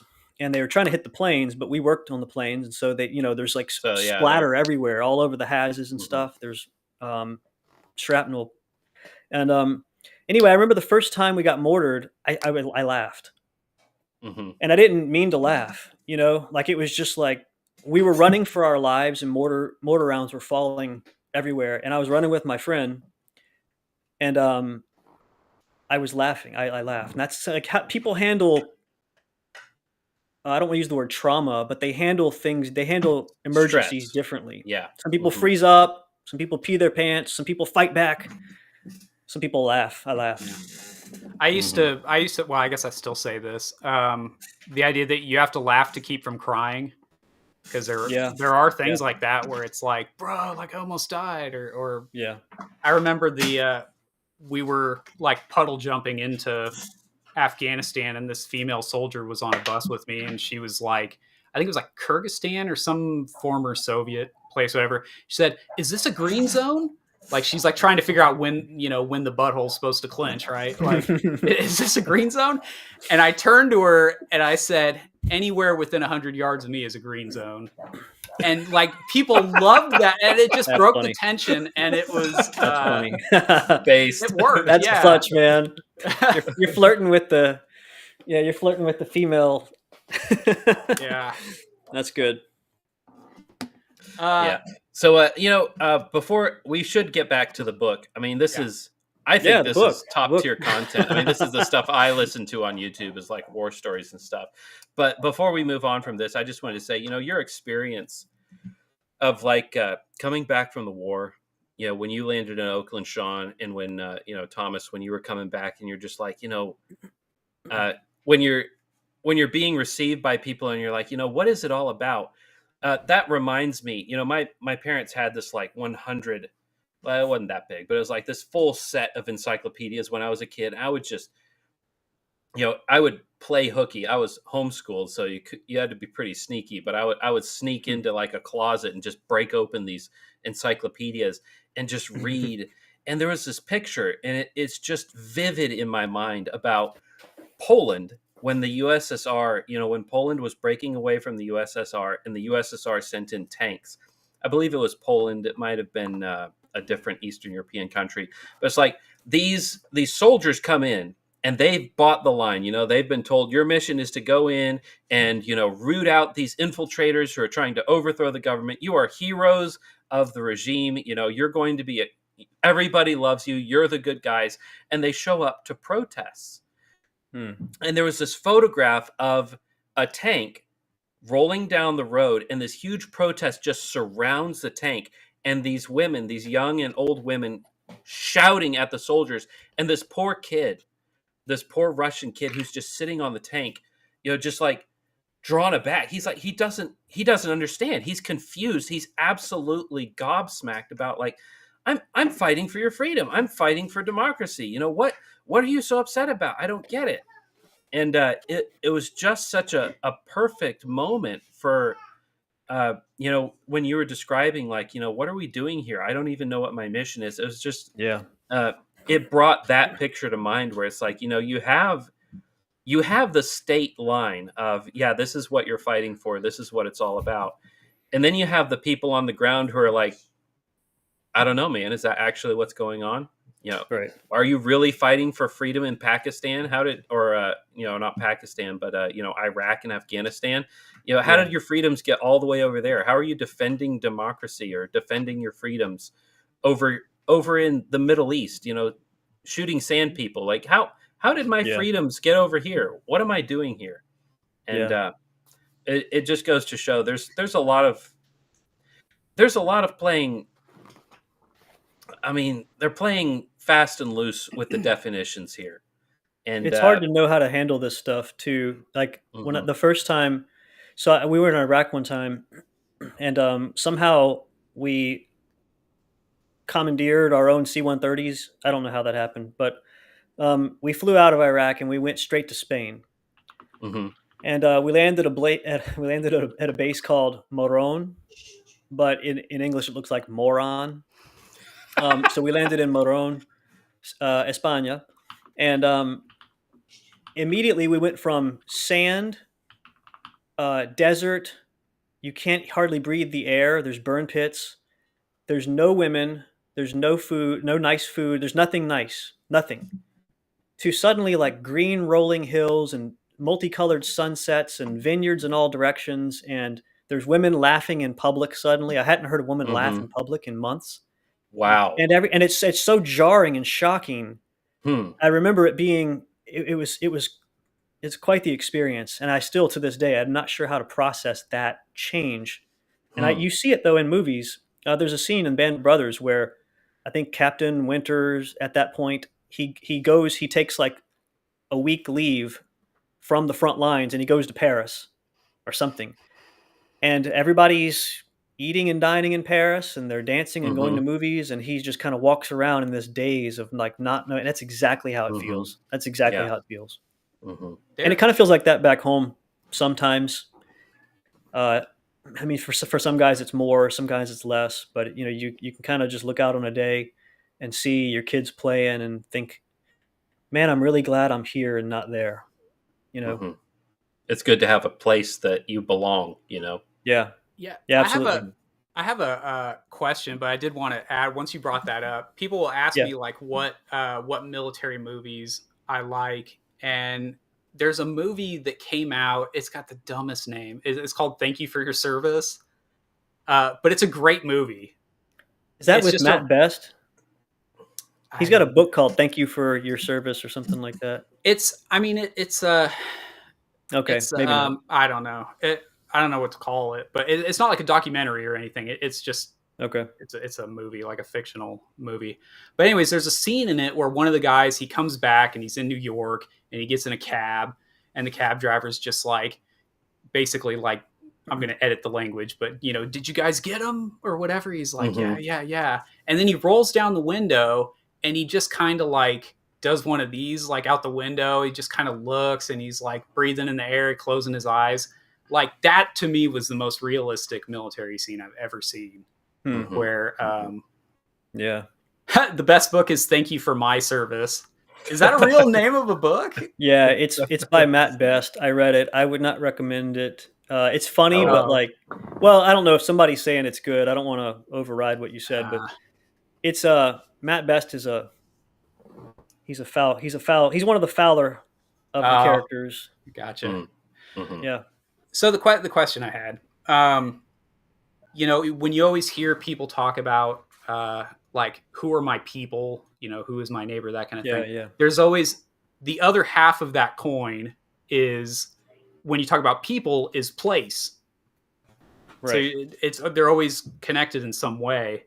One of the best, my personal favorite Ars Politica episode was when you were talking about place, and how we are to understand that. What can we find in Who Is My Neighbor? I mean, I know this is like off the top of your head, that talks about place, like not just which humans are my people, but what place is my place. I think some of the poetry would be apt there. Some of the Irish writers, from what I remember. Let me try to think. It's a lot of searching I have to do in my mind to find what exactly is people are talking about place. I remember some of the Irish poetry definitely talking about that.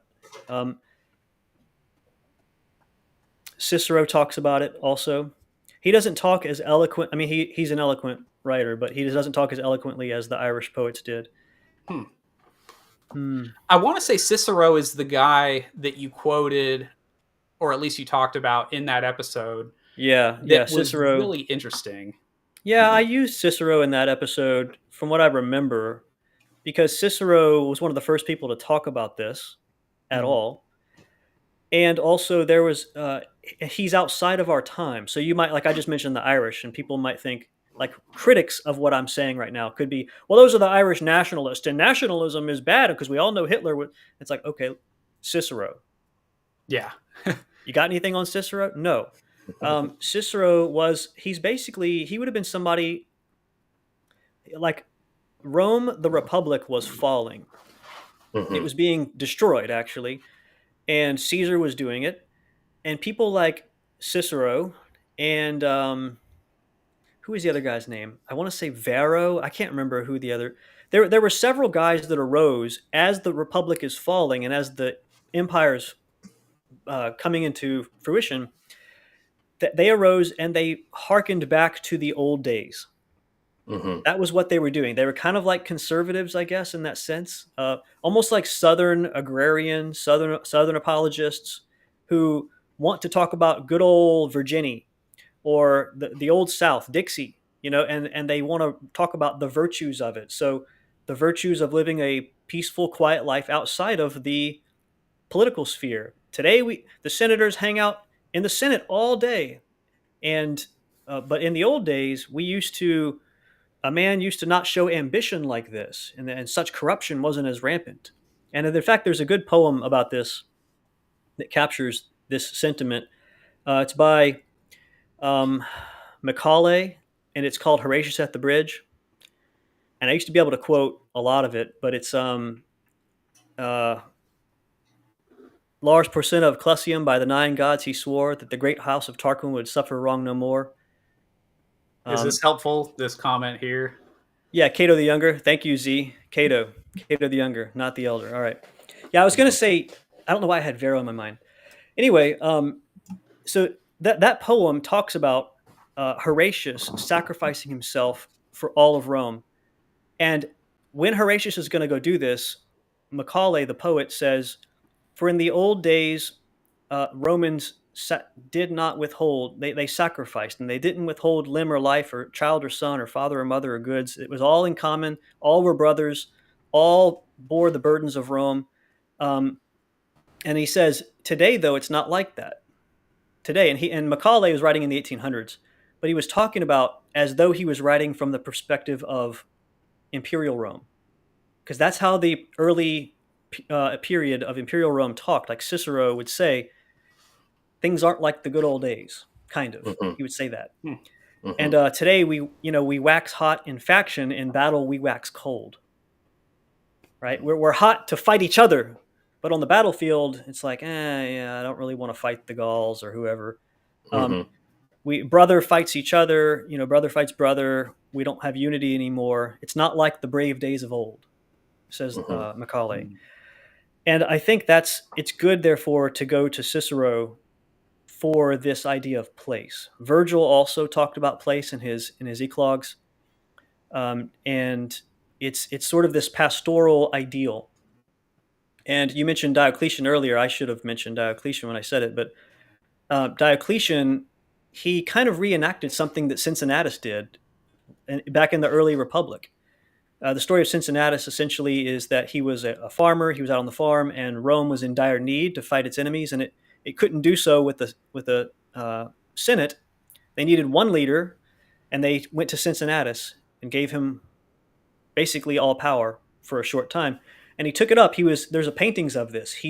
There's the cow, there's his field, and he's wearing his farmer's clothing, mm-hmm. and these guys are coming with a tunic, right? A white toga.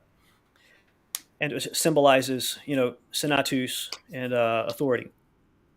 And so, and he goes and does that, and he finishes his task, and he puts it down, and goes back to his farm, and mm-hmm. that's the ideal. His place, right, was his homestead. It was his farm. It was his ancestral lands. And Cicero mm-hmm. also talks about this. Horace kind of talks about this also in his poems, but Horace is more concerned with like living a life of luxury and visiting your friends and taking it easy. But he does talk about the idea of having a home and a place and familiar skies, things like that. Mm-hmm. So I think it's good to bring up those people because, first of all, there are progenitors in some way, if that's the right word. And also, our founding fathers explicitly visualized themselves as reenacting some of these very policies. I mean, you have this debate between Jefferson and Hamilton, for instance, about what sort of America should we have? Is it a nation or is it states? Should we be agrarian or should we be a manufacturing people? And Jefferson was of the mindset that agrarian society is the most moral, virtuous society. He would say things like this: God chose an agrarian, goat-herding sort of people as his people, as the chosen people. This is his argument. You don't find high rates of crime out in farm country, right? I mean, you have more because there's more people in the city. You have more crime, but more per capita also in the city. You have more vice, more divorces. Of course, today it's probably different because of the internet and the ability to travel quickly. There's lots of bad things in the country today, but at the same time, not everybody in the country is living an agrarian life at the same time, right? They're not all. Yeah, I mean, the suburban ideal is, far enough away from the country or far enough away from the city to not have to deal with urban youths, but, still living essentially an urban lifestyle. I live in a small house on less than an acre, and I have a computer. Mm-hmm. I have, 2 cars. I've got a little camper RV and super fast internet. Like, for me to drive into town takes me 10 minutes, and I can be anywhere I want to be. I can go to a stage play that's 30 minutes away in a car. It's like, is that really agrarian? Not essentially, but I'm not inside city limits, so I don't have to deal with all of the rules and regulations and high crime. You can and shoot all that. fireworks when you want. Oh yeah. Oh yeah, it's great. Yeah. When we talk about people and place, there's this concept that I lived this, and I did not understand it actually until after I got married and I was speaking to my father-in-law. Are you familiar with what's called third culture? I am. I know what you're talking about. A third culture kid is generally what they refer to. A child who is, let's say, you are the child of a diplomat, or you grow up in Japan, and all of your friends are Japanese, and they speak Japanese, and you speak Japanese, and you go to a Japanese school, but your parents are not Japanese. Let's say your parents are American. Let's say your name is James, and you live in Japan, and you speak Japanese. You go to a Japanese school. Your culture is for all intents and purposes Japanese, but in Japan, people don't look at you and go, "Oh yeah, that guy, he's Japanese." Because you're clearly not. You are clearly an American. You are clearly an Englishman living in Japan. And then you go home, and you speak with go home, so to speak, to your place. You go to America, and people look at you funny, and they're like, "Man, you're kind of weird. You speak with this funny accent. You don't exactly sound American. You don't, you have these weird quirks, like you take your shoes off before you go inside, and like here in the Southwest, it's like, why would you even do that, right?" So you have these weird things where it's like, when you're at the place where you live, where you grew up, you're not from there. When you go back to the homeland where you've come from, you're not from there either. You have this third place that is neither and both, that you have been bred in. And it's a very strange thing. So me personally, I grew up in Germany. My dad's family are German, but my grandmother, my dad's mother, became an American citizen, married an American soldier after World War II. And then, my dad grew up very close to where I live now, just an hour away. And so he kind of felt like he was from here. He joined the army, he got deployed, and they're like, "Okay, your duty station overseas, where are you going to be?" He's like, "Well, I speak German fluently," because I would spend a lot of time with my grandmother in Germany. Home life back in the U.S., not so great. So every summer I'd spend with my grandparents. And so he's like, I speak German fluently. My family are there. My cousins that I grew up with are there. Let's go over there. So I, for the first half of my life, lived in Germany. But I wasn't German, right? Even though my family was German, even though I spoke German, not super well. I was just a kid. But, in Germany, I'm the American. And then, I'm 11 years old. We moved back to the U.S. and all of my friends are like, "Dude, you are really weird. Like you have these weird words for things. Like I wouldn't know the English word for a certain thing because we never called it that. What do you? This is always a fun thing. So Thomas, what do you call the thing you plug into a wall? It has one plug and then a bunch of outlets in a line. What do you call that thing? Yeah, power strip. Maybe a power strip. Yeah, right. So Sean, what do you call one of those things? A splitter. A splitter. Is that what you're talking about? So, yeah. Mm-hmm. I did not know an English word for this thing. We called it by its German name. And then, I got married to my wife, and she is the child of a missionary to French Africa, and she called it by its French name. And so our children, use this weird conglomeration of some German words from me, some French words from her, but predominantly English. They're actually from here, and they have a place.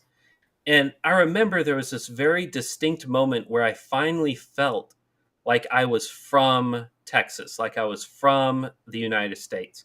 And strangely, it was, I was out just fresh out of college. I was doing a lot of missionary work in India. And I spent several months in India with a friend of mine who is a missionary there, working with him. And I came home, and like our airplane came back, landed in New York, and I got off the airplane, and I'm like, it's not, New York isn't home.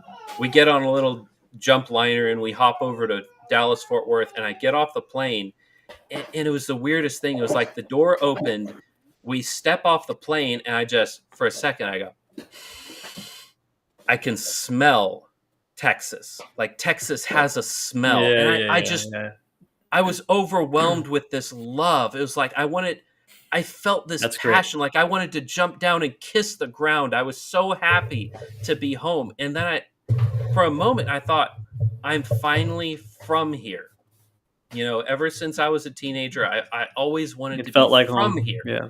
And when it finally felt like home, it was because I had been away from it. I had accustomed myself to it. I had been away from it, and I had come back, and I said, yes, this is my people. Because it's my place. The people who live here are my people. Right. The place, the sights, the smells, the tastes of it, the dirt.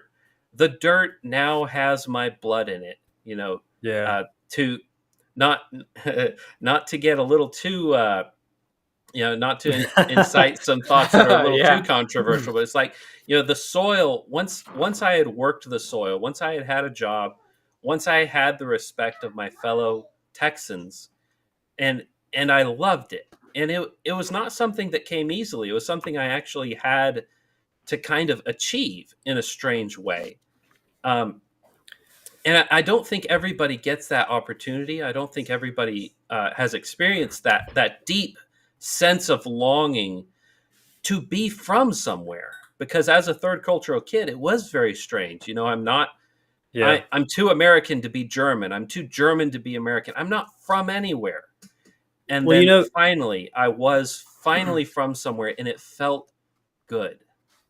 As you were talking, I was thinking of several things. One is, my wife grew up as a Christian, and she doesn't know a time when she did not think that the gospel was true, or to her, she doesn't have this like, bam, conversion experience. Yeah. Right. So to her, and not to her personally, but to people like her, there can be this question of, am I a Christian? Because I didn't have, especially if you come from a more revivalistic tradition, let's say, any branch may have a more revivalistic strain to it, and you have to have a conversion. You're being very kind, Thomas. We know you're talking about the Baptists. Yeah, I mean, I wasn't going to say it, but we know this is happening in like the Lutheran circles. No, but anyway, so you can have the people in that situation can have a question of, am I really a Christian? But I, on the other hand, didn't. I grew up, and I knew I was not a Christian. And very, very clear. And I lived not a Christian life at all in any way. And it was very bad, the life I lived. And when I became a Christian, it was like a cold water, and you wake up. And so, and I know I'm a Christian. You know what I'm saying? I have this identity in Christ now, and it's strong. And so, as an analogy, someone who's always been where they are, sometimes it can be that they don't have this strong sense that they are who they are, an Alabamian or where they call themselves. But if you travel a little bit and you stand outside of a place for a little time, and you get this perspective, and thoughts like what you're describing hit you, and you realize, no, I'm not German. I'm not a German. I'm a Texan. This is my place. And because you can feel the difference. You step off the plane and it hits you. I know this. I'll give you two examples of this. I know this. I lived in Italy for a while. I lived in Germany too, but as when I was younger. But I lived in Italy for a while, long enough to be there to look like a local, to be confused for a local by the tourists, and mislead them in Venice, which is always fun. But I remember thinking in Italy, I was watching a soccer game one time, and it was just this small town. It was every town has a soccer. And and I was thinking, this is so beautiful. What's happening? What I'm seeing right now. The people bring wine, free wine, like 5 gallon carboys of wine. They're pouring it for everybody. It's this beautiful thing. The kids are playing, and it's a one. And I'm just thinking, this isn't mine. Mm-hmm. And I want it. I want it, but it's not mine. And they're not kicking me out. Not and for the listeners, this isn't black people and white people. Like we're white. We all look the same. I could speak Italian at that time fairly well. Like you actually are half German. I mean, like you could blend in kind of. Yeah. We're I mean, I about people looked who just look the like same. my neighbors. Yeah. Yeah, we look the same. We kind of talk the same, and yet we don't fit in. Mm-hmm. Even and especially after having been there for a few years, it dawns on you, like the assimilation thing isn't happening. In fact, the opposite is happening. I'm realizing this is not my place. I love Italy. I'd like to go back to Italy, and I don't want to go for a week. I want to go for like a year or two. But I know it's not mine, and they're not my people. And I have the same feeling. Like I want to go home. I want to go to my home, to my place, to where I'm from. To where my people think like me and they feel like me and they eat like me. Italian food is amazing, by the way, but Cajun food, in my opinion, it's hard to très beat bien. a shrimp gumbo, huh? Yeah, ça c'est bon, right? And so anyway, I know the feeling. And there's another example here in Tolkien, in the Return of the King. Merry and Pippin are in Minas Tirith. I'm a Tolkien nerd. Sorry. They're in Minas Tirith. It's been a long time and a long journey, and here are these hobbits in a city of men up high on one of the upper levels of the city, and they're both looking down on the plain of Pelennor and after the battle, and they're talking about all their journeys, and they say, man, what great journeys we've had, what great things, what heights I never knew existed, the glory of this city, it's beyond the hobbit's imagination. And then both of them say, but I also feel a strange longing for home, for the Shire, for the summer times and Longbottom Leaf and the dances and they say there's a comment there that Tolkien makes. It's beautiful. Go look it up. It's at the end of Return of the King, and they say, I guess it takes having traveled and left to have a fuller appreciation. It doesn't mean if you only stay there you can't have one, but it's stark when you travel. And it's the opposite of the multiculturalist experiment worldview, which is like, hey, if we just transplant people in all directions, we're just going to blend together. What actually happens is it causes the lines of difference to become even starker. Yeah. And I mean, you felt it in Germany. I felt it in Italy. I also felt it I was stationed in Germany, and that was a big thing that I tried to explain to people was you don't realize that you're an American until you're not in America. Like that first time that ever looked at a flagpole and there wasn't an American flag on it, it was like the SpongeBob caveman meme. Like, oh, where am I? I don't know. Yeah. Where were you in Germany? I was at Baumholder, which is famous for where Jeffrey Dahmer did his army time. Yeah. Okay. So we're quite proud of that. No, I'm just kidding. No, but it was a former kind of getaway that it was one of Hitler's compounds, and there's still a swastika on the wall in brick. It was pretty wild. Yeah, everyone loved talking about that. And then, but it was just a mountain up in the western part of Germany. It was kind of by Frankfurt. Okay. Yeah. That kind of part. Yeah, I lived in Eschborn for a while, so it's outside of Frankfurt. Oh, there you go. Yeah, it's a great area. I lived in Darmstadt, which is outside of Frankfurt. Oh, okay. There you go. Hey, connection. It's all coming together. Yeah. This is a conspiracy. Tolkien has a quote. I want to say it's in On Fairy Stories, but it might not be. But he's talking about fairies, where he says, like, no wonder our ancestors believed that fairies were in the soil, because this same patch of soil was feeding 4 or 5 generations of their ancestors. Just this same patch. Like, people used to not travel more than what was it, like a couple miles or 10 miles from the place they were born, something like that. Right. Like people really used to know the nooks and crannies of where they lived. Right. And I look forward to my son.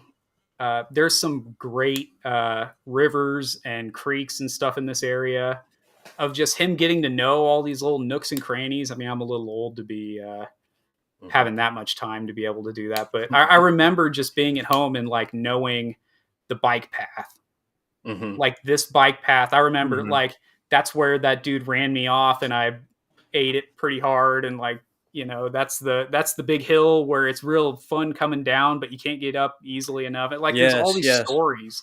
You're getting back to a philosophy of place, actually. Yeah. And the idea is that a place is a space which is imbued with meaning, and we give it that meaning. So people often say things are socially constructed, like it's a social construct, which basically means we made it up. And it's like, we made it up. They use that word as a means to try to illegitimize it. Right. You know, well, it's a social construct, therefore it doesn't actually mean anything. Yeah, it's like, no, hey, my wife and I decided to get married. Is our marriage made up? Like because we did it. Like if humans created language, is a language is a social construct? Is therefore fake? The metric system is made up. Is it fake? Like depends places on who you're asking. Yeah, well, yeah, okay. Yeah, the imperial, Yeah. the metric is fake for other reasons. But places are imbued with meaning. We give them meaning. Humans impose upon it, and that meaning is real and vital. There are hills that have meaning for people. Battles were fought there, or other deeds were done. Your father and you used to hunt in that valley over there. And that's every time you pass by it. There's a valley in Utah where I was almost stampeded to death by a bunch of mule deer, and to me, it's a place for me, that valley. And every time I go there, I go to this obscure valley that has nothing else in it, and I go hike it, I go walk it, because it's just a memory and it's a place for me. But there's more places. There's places of monuments. There's homes. There's other things, and humans experiencing the world give value. That experience gives value, and we can't act like the time of our lives is valueless and meaningless, and we can just be transplanted everywhere. Yeah. And as you're talking about the range of travel that people used to be able to encompass in their lives, just several miles, you have to realize that when the Bible talks about being a neighbor to people who aren't like you, it's people within a 5-mile range, 10-mile range, right? I mean, the average person back then reading this, I mean, for thousands of years until the automobile was invented, or the train or something, I don't know. The average person, okay? I mean, it doesn't mean that there's ocean-going ships. Not everybody took one. Yeah. And the average person, it's just, you actually have, and this is something G.K. Chesterton talks about, it's harder to live in a small world than in a big world. You can actually disappear in a city easier than you can disappear in a small town. Okay? It's easier to avoid your neighbors with 1 million people in a city than it is to avoid your neighbors when there's a 5,000 person county. Yeah. And you're all spread out a little bit.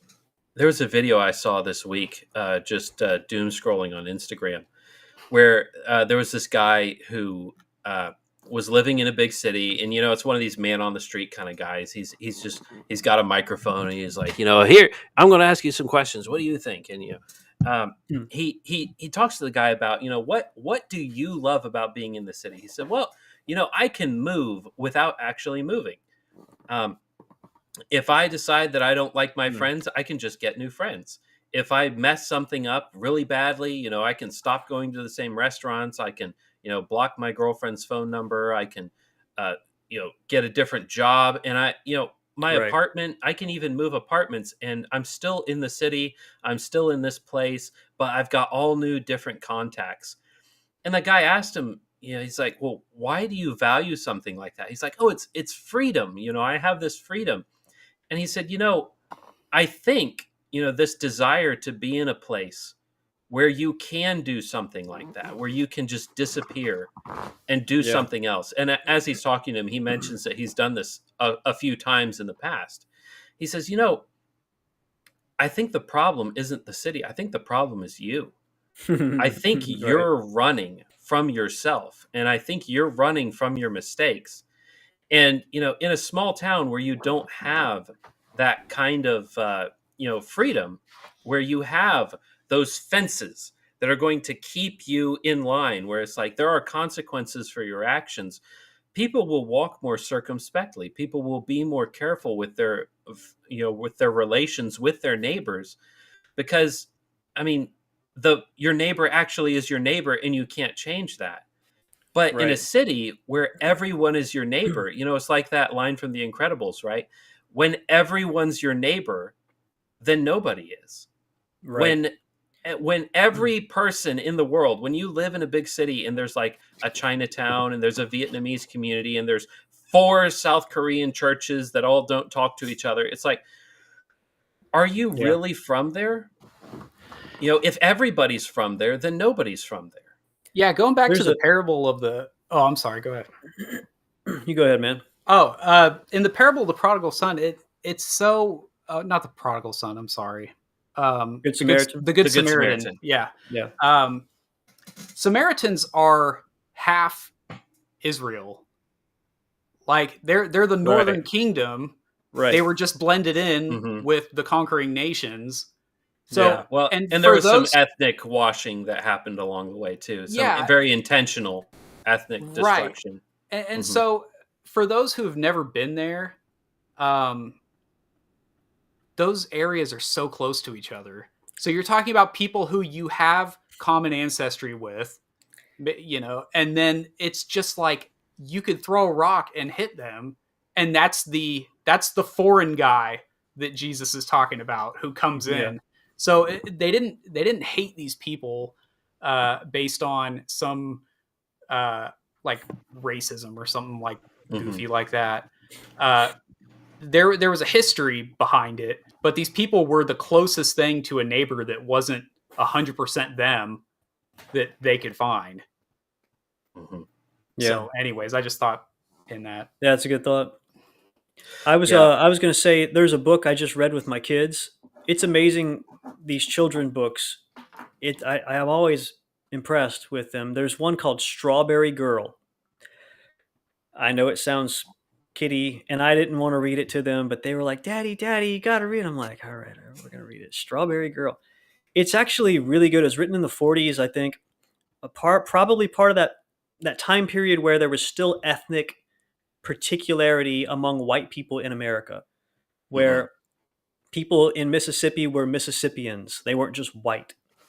And this one is about a girl in Florida, and it's in the 1800s, set in the 1800s. So there's no electricity. There's no running water. They have a pump for water. They have to walk everywhere, ride a horse. And this family from Carolina moves down to Florida, and they live next to this other family, this like an area over here, an area over there. And these two neighbors have to get along. That's the story. And you follow this girl as they plant strawberries. And the two neighbors the men don't get along. The one man wants to run his cattle through the new neighbor's field because he's always done that, and his grandpappy did it long ago. And anyway, the two men in the story get into it a lot. I mean, they kill each other's animals. They set each other. The fields are on fire, and no matter what harm they do to each other, though, there's always some necessity that draws the families together, like slaughtering chickens. Everybody's got to come together and slaughter chickens. Or when the chickens, or when the strawberries need picking and they're going to make juice and all this stuff, everybody's got to come together. And so there's this reality of living close to people and not being able to just flee in an automobile or get away on a cell phone or just move away, or having 10 million people around you and you can just ignore your neighbors. In this story, you can't ignore your neighbors. Even if that guy is a drunk and he's not a Christian and he burned our field and he killed our mule, we still need to go over there and help them slaughter their chickens, because if they don't, they're going to lose all their chickens and they're going to go bankrupt. And we just can't let that happen. That's not what people do around here. And they're going to come That's over not the here also. neighborly thing to do. Yeah. Yeah, yeah. And the whole book is like that. Like, they actually do each other wrong. And then the next day, they're at each other's house for the event, whatever it is. Mm-hmm. And they're working together. They're running fence or something, or they're going to find their cattle that have wandered off.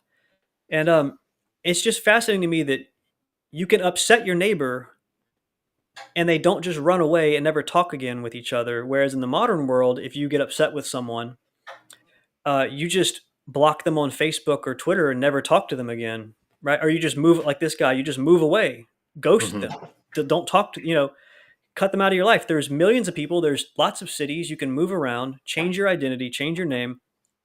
And but in the old world, you couldn't do that. And so you had to love your neighbor. I mean, the command is actually stronger back then. And today, I think the only thing people imagine themselves being able to do is like metaphorically loving their neighbor through US aid funds to Africa or something. Like, I pay my taxes and I love all those poor Africans over there. Here's some of my tax money and I feel real good about it. But I don't actually help any of my neighbors. I block them, I dox them, I fire them, I make sure that they can't eat, or I ignore them entirely, right? I badmouth them. And it's a weird world we're living in, where it's actually just materially difficult to love your neighbor because it's so easy to just avoid them. Yeah. Yeah. Maybe all of the freedom that we have has actually been bad for our souls. It's a very strange thing for an American to say. Maybe this freedom isn't good for us. Is it nice? Is it fun? Is it convenient? Yeah. But maybe at the end of the day, the things that come along with it, the ability to just pick up stakes and move west, the freedom to just say anything you want about the king. Maybe those freedoms have led to some bad behavior that goes not necessarily unpunished, but unfixed. Has allowed some bad habits to form culturally that are hard to fix. I got my son. I have a young son, but I bought a whole set of Louis L'Amour books. Have you guys ever heard of Louis L'Amour? Oh yeah, I have a friend who just loves that. Yeah, I do. I love Louis L'Amour books, but I've been reading some of them, and there is this strong strain of individualism, breaking away, even leaving family behind. And I think, man, it's tough. I want my son to grow up and be manly and be tough and independent, but I kind of don't like some of these themes here, Yeah. I want him to be self-reliant and independent in a way, but I also don't want him to be so independent that, cat's in the cradle. He goes off and gets a job and I never hear from him again. That's right. Yeah. And I need to be a better son at that, a better member of my family with that, with contacting my parents and my other family members that are far away, like my grandpa. I was going to mention another book. There's a book about John Smith. It's a really good book for kids. There's a whole series like Ferdinand Magellan and a lot of others in this series, but like published back in the 50s or something. And John Smith grew up in England on a family farm.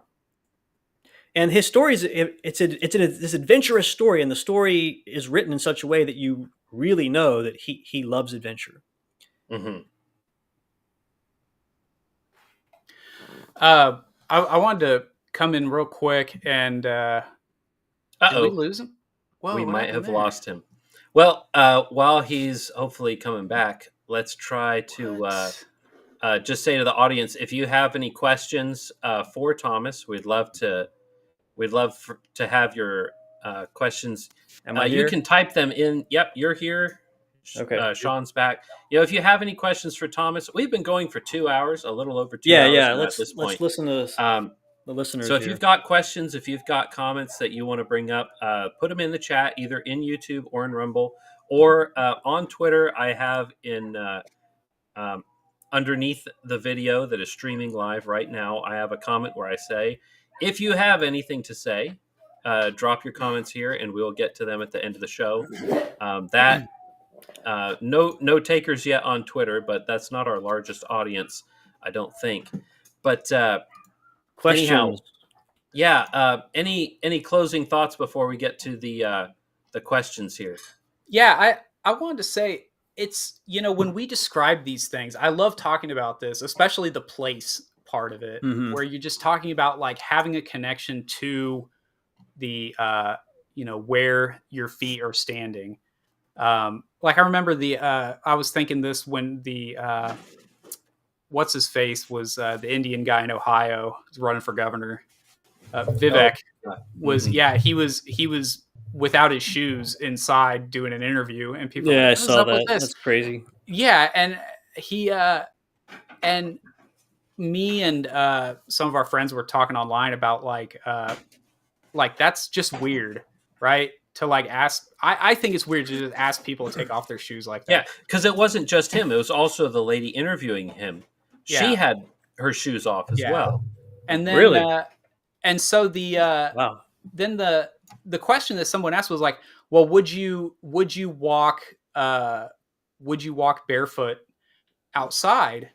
And my response to that was, well, yeah, because I'm familiar with my soil. I'm okay with touching it. It doesn't bother me because this is where I live. Yeah, that's not a no. Have you guys read Around the World in 80 Days by Jules Verne? Oh yeah. Okay, one of the big problems in that book, much better than Moby Dick. Yeah, well, it's easier to read. But there's a main man named Phineas Fogg, and he goes around the world in 80 days. One of the first places he goes to, the second place he goes to is India.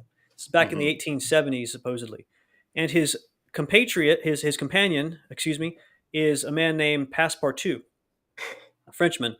And in India, Passepartout makes a big blunder. He goes into an Indian temple with his shoes on. And the Indian priests guys beat him. Yeah. Okay? They don't just like tweet about it and go, oh, a foreigner can't. They beat him. And Passepartout doesn't know why they're beating him. He fights back and he takes off running. Well, his shoes fall off, or maybe they take his shoes. So now he's without shoes, running around in India, and it actually ends up almost wrecking the entire journey through India. They have to go to court. Phineas Fogg has to pay like $2,000, which back in 1870s was a lot of money. My point is, it's a bit of fiction. It's based on some realities, though, and Indians have different etiquette about shoes and being barefoot that they understand. Take your shoes off inside the important place. What was Vivek doing? He's barefoot. We all look at that and go, "What are you, Mowgli? Like, I mean, you're in a suit. You're in this important place. You're not outside. You're not a kid. You wear shoes. That's what you do." It's like the whole tradition of taking your hat off inside. There's just this unspoken thing. In the military, you still do it. You have to remove your cover and then put it back on when you go outside. Unless you're armed. Unless you're armed. Correct. Yeah. But Vivek seems to, I mean, I don't know, was he born here? He doesn't seem to have bought into Western ideas of wearing shoes, which is like Passepartout made this mistake, and he was in India for like 4 days. So it's just there's these misconceptions and different cultures that are clashing here. Yeah, there's a video on Twitter that I saw as I was setting up the stream today of a train running at high speed rail through India, and the one of the stewards, as it were, and this is a nice train, mind you. This is not one of the the ones we've all seen in the memes where they're just packed in super tight. Which I've been on those trains. They are rough, especially to a European nose. They are very, very difficult to stand. But this steward was taking out the trash, so he had like all the dinner plates and things, and taking out the trash on this high class rail in India was just him opening the door, taking the plates, and just throwing the garbage out the door. Wow. As the train's moving. And the comment from the person who posted it, it was probably Raig nationalist or somebody like that. His only comment was, this you can't assimilate this. Yeah. This is so to speak, this is not European, and it never can be.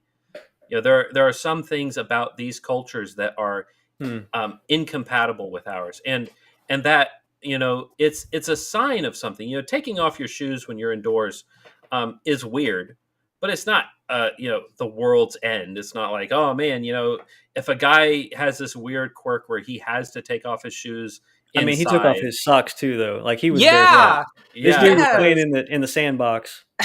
yeah. You know, I mean, but it's like, it's not a weird quirk of a guy where it's just like, man, we can get over it. It's like it's a sign of a culture that is so radically different from ours, that is so thoroughly a different side of the globe, a different religion that affects what you can and can't do, and what you can and can't say, what you can and can't eat. I mean, it's there are some things that should not be assimilated in cultures. And if I went over to India, in a perfect world, India, fully Christianized, I would not expect to go over to India and just be like, oh yeah, everything's going to be exactly the same as it is in Texas. And it shouldn't be. The scene in the end of Revelation, when all of the nations are worshiping at the throne of God, and you have every nation, tribe, and tongue. They're distinct nations, they're distinct tribes, and they're distinct tongues. And the idea that we want today, it's like, I don't know who first said it, but it's been said a couple times. The new world order, the globalist agenda, wants, as you can have as many different religions as you want to be. You can worship your gods and I'll worship mine, but we all have to have the same culture. We all need to be speaking English. We all need to be a medium shade of brown. We all need to have the same kind of culture, but you can have your own religion. And then, God's vision of the perfect world is in fact the exact opposite, where the people are distinct, the cultures are distinct, the languages are distinct, but there's only one God. There's only one religion. And it's amazing when you put it in that kind of when you put it in that context, and you see, look, this browning of America, so to speak, which I know is a very controversial thing to point out, but it is what's happening. They're making them speak English. They're making them vote. The things that they find culturally important, the things that are vital to their culture, they're going to make them do. But you can worship Allah, or you can worship, any of your 1001 Hindu gods.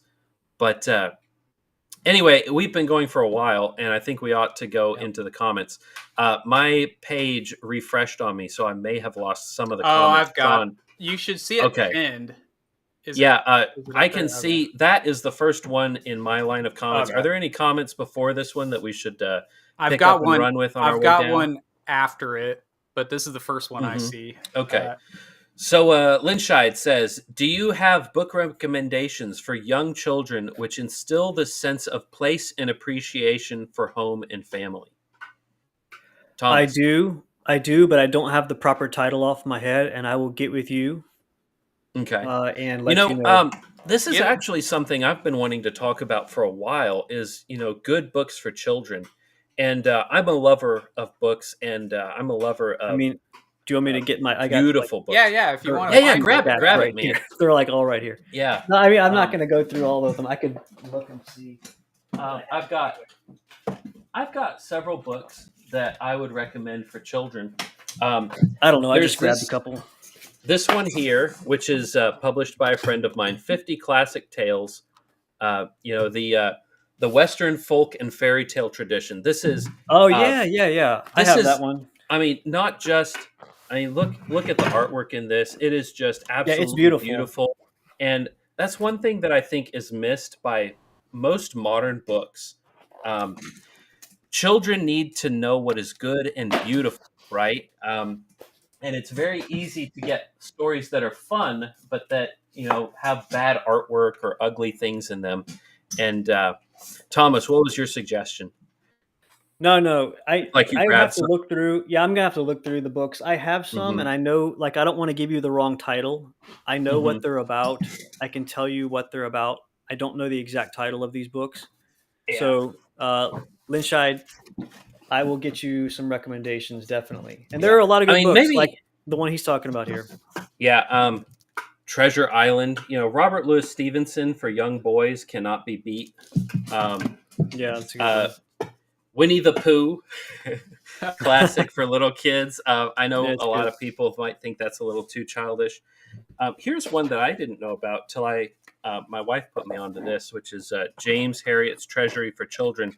This is a guy who was a vet after was it World War I or World War II? Beginning of World War II. So, beginning of World War II, he was a vet in the English countryside, and just his stories about his work in the English countryside and the English country folk. It's not American, but it's distinctly Western, and there's a lot of overlap. There's a lot of love for country. There's a lot of love for country living. We were talking kind of about the debate between Jefferson and Madison, and Cicero, talking about the agrarian life, and James Herriot just has this love of country people and an understanding of country people that's just really, really beautiful. Beatrice Potter. You know what, Jordan? I will say. Don't dox him, man. Don't dox him. He didn't say his name was Jordan. I don't know who I'm talking to right now.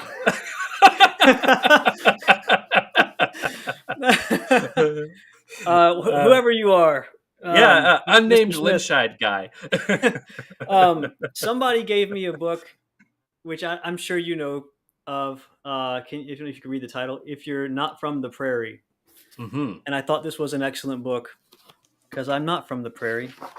And anyway, it's a book that you could buy. All right. If you happen to be from the prairie. But I will get more books. I think generally, though, for kids, the best books are not ones that actually talk about, isn't it good to be from our place or something? You can't find a lot of books talking about place like that. It's more of stories of our people. Mm-hmm. And stories that have our people's ideas in them, like fairy tales. Like all of the fairy tales teach kids to think like us. And to look at the world like us. And I didn't get this when I was younger. I'd say younger, like a younger man, when George MacDonald would talk about fairy tales and their importance in Tolkien. They really do teach you to see the world in a certain way. And it's very valuable to do that. But if you're looking for some cool books that you probably won't ever find, this is really cool. There's oh, it's blurry. Oh, is it doing it? All right. So this is just a few. Paul Revere, Dan Beard, John Wesley Powell, Ferdinand Magellan, and this other one is John Smith. These are books. They're published in the 1950s or so. Houghton Mifflin Company. 1963. These are the books that you were referencing kind of earlier. Mm-hmm. Yeah. This is like stories of great pioneers in Western history. You won't like a lot of schools for kids today, even Christian schools and other sorts. You're not going to read this in any part of the kids. You're not going to read about Ferdinand Magellan, or maybe you will. You're not going to read about a lot of these guys. The guy who like Lake Powell. There's a lake named after this guy in America. If you've not been to Lake Powell, you should definitely go. It's beautiful. Mm-hmm. Like, what's his story, right? You can get a lot of this stuff if you just search, and it inculcates something in the kids' minds that there's a people that I belong to, and we're great. I want to show you another book here. Yeah, there's another book in a similar vein to Magellan called Carry On, Mr. Bowditch. They Were Strong and Good. Mm-hmm. By Robert Lawson. They Were Strong and Good. Let me just read this to you. By the way, beautifully bound book. It's very, very well done. 2 paragraphs, okay? It's big letters. This is the story of my father and my mother, and of their fathers and mothers. Most of it I heard as a little boy, so there may be mistakes. Perhaps I've forgotten or mixed up some of the events and people, but it really doesn't matter, for this story is not alone. This is not alone the story of my parents and grandparents. It is the story of the parents and grandparents of most of us who call ourselves Americans. None of them were great or famous, but they were strong and good. They worked hard and had many children. They all helped to make the United States the great nation that it is now. Let us be proud of them and guard well the heritage they have left us. Mm-hmm. That sounds like an answer right there. Yeah. Yeah, it sounds like something that we get kicked out of some churches, but here it is. Oh yeah. It's really great. Robert Lawson, he's written other books, by the way. He has a bunch of books he's written. There you go. Yeah, there you go. The idea that the idea that your great grandparents were not bad people. You know, right. They built something and they fought for something and they gave it to you, and it's actually a squandering of your inheritance. Talking to you, boomers, it's a squandering of your inheritance to not pass that down to your children in the form, not just of monetary, but also your country, the place where you're from, and then also the stories of your people. If you're not passing that down to your children, you are doing them a very great disservice. I've got a couple of recommendations of my own. I didn't get to jump in. All right. Yeah, Moby Dick, of course. These are gonna, let's hear it. Yeah, of course. These are going to be the most unsurprising things. These are for a little older. The Merry Adventures of Robin Hood by Howard Pyle. Fantastic. This one in particular, if you want to see what it looks like to be faithful to the good king and hate the bad king, this is the one. Mm-hmm. No better brotherhood type book than this. Another one, William Faulkner is, if you are Southern, you need to, I've got a bunch of Faulkner stuff back here. Light in August is a great book. This is for like adults. Young men, yeah. Not really children, but Light in August is a great book about what it's like when you don't have a specific people. Mm-hmm. And what it's like to be in that third thing, right? Yeah. Because he's kind of ambiguously white, ambiguously black, and so he's kind of caught in between. Is that book? So that would be my. I picked up this book at a get together, the Southern Tradition at Bay. I have not read it, but I have heard about it, so I'm looking forward to reading that. Just about. Again, this one's not for children, but for young men who are thinking about people and places and what it means to be from somewhere. And, again, on the theme of your great-grandparents were not bad people. All right, Forrest says, what is a good theological political primer source about natural relations? Would you recommend the original Ars Politica? No, he would not recommend Ars Politica. He hates it. Yeah, it's terrible. No, absolutely. I don't think that the original episodes are available anymore. I'm not sure. We might republish them. Mm-hmm. I'm not in full control of how that's going to be republished. We're actually partnering with someone. Okay. But and that will be announced at some point also. But a good theological. If you want to get black market copies of those episodes, I know a guy. I know a guy. I know the same guy. Yeah. Okay, I see what's going on here. Yeah. The Latino conspiracy. Yeah. That's right. That's right. Yeah. Okay. For the theological primer, I would say there's a good book put out by Davenant about this. Davenant Press. I don't know what they call themselves. It's a theological institute. Yeah, and they have a press. They publish. Go there and look for.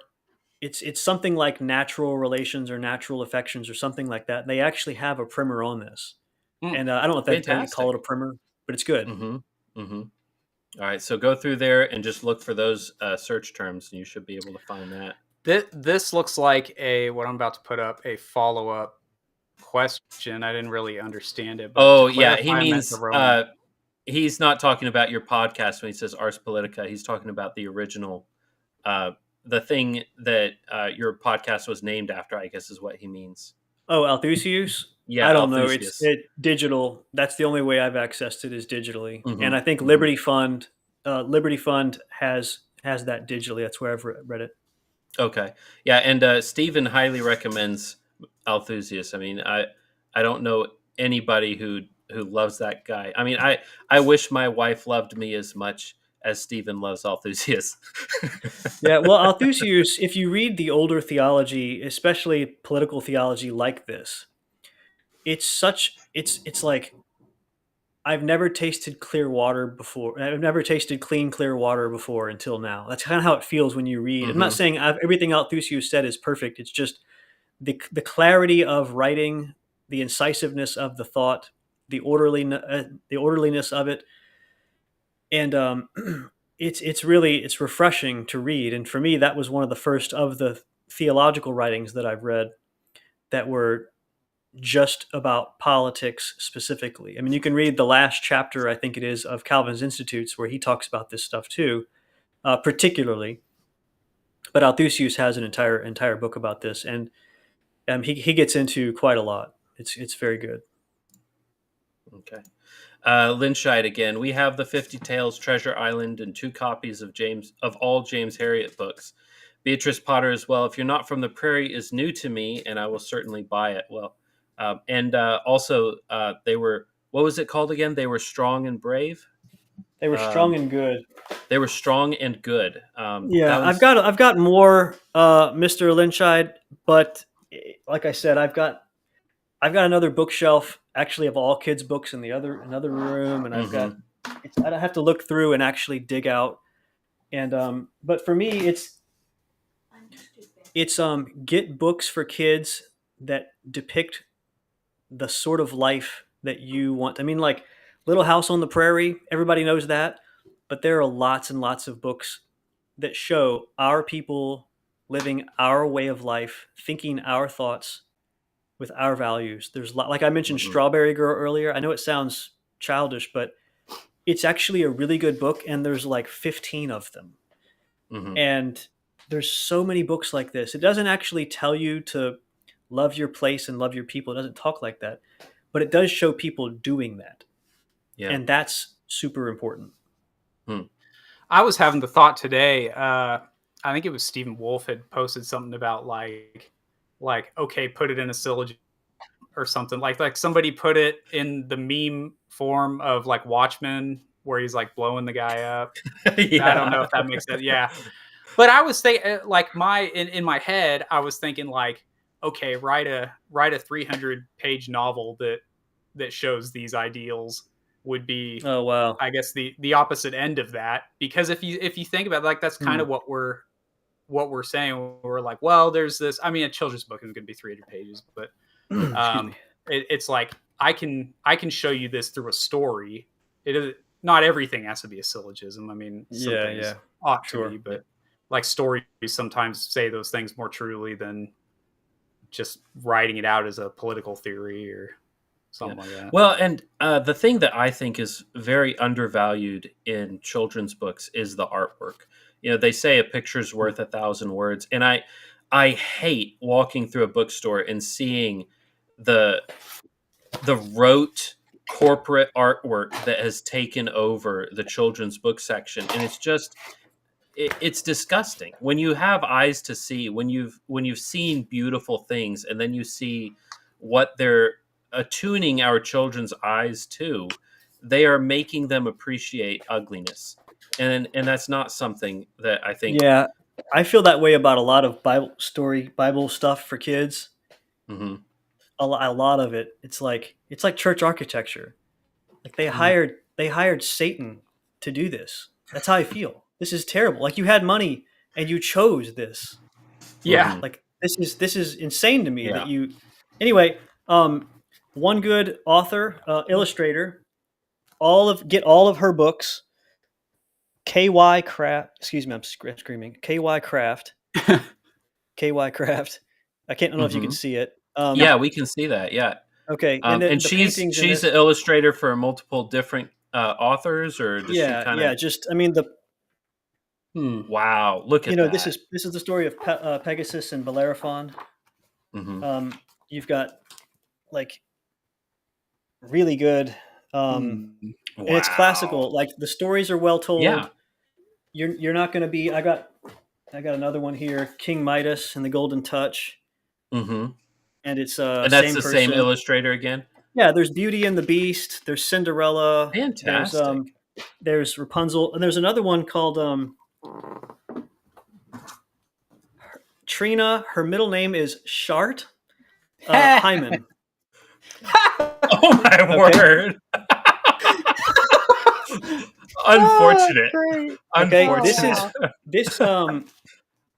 the artistry here is great, and the stories are all. The Kitchen Knight is from King Arthur, and cool. it's just really good bravery, great deeds, chivalry.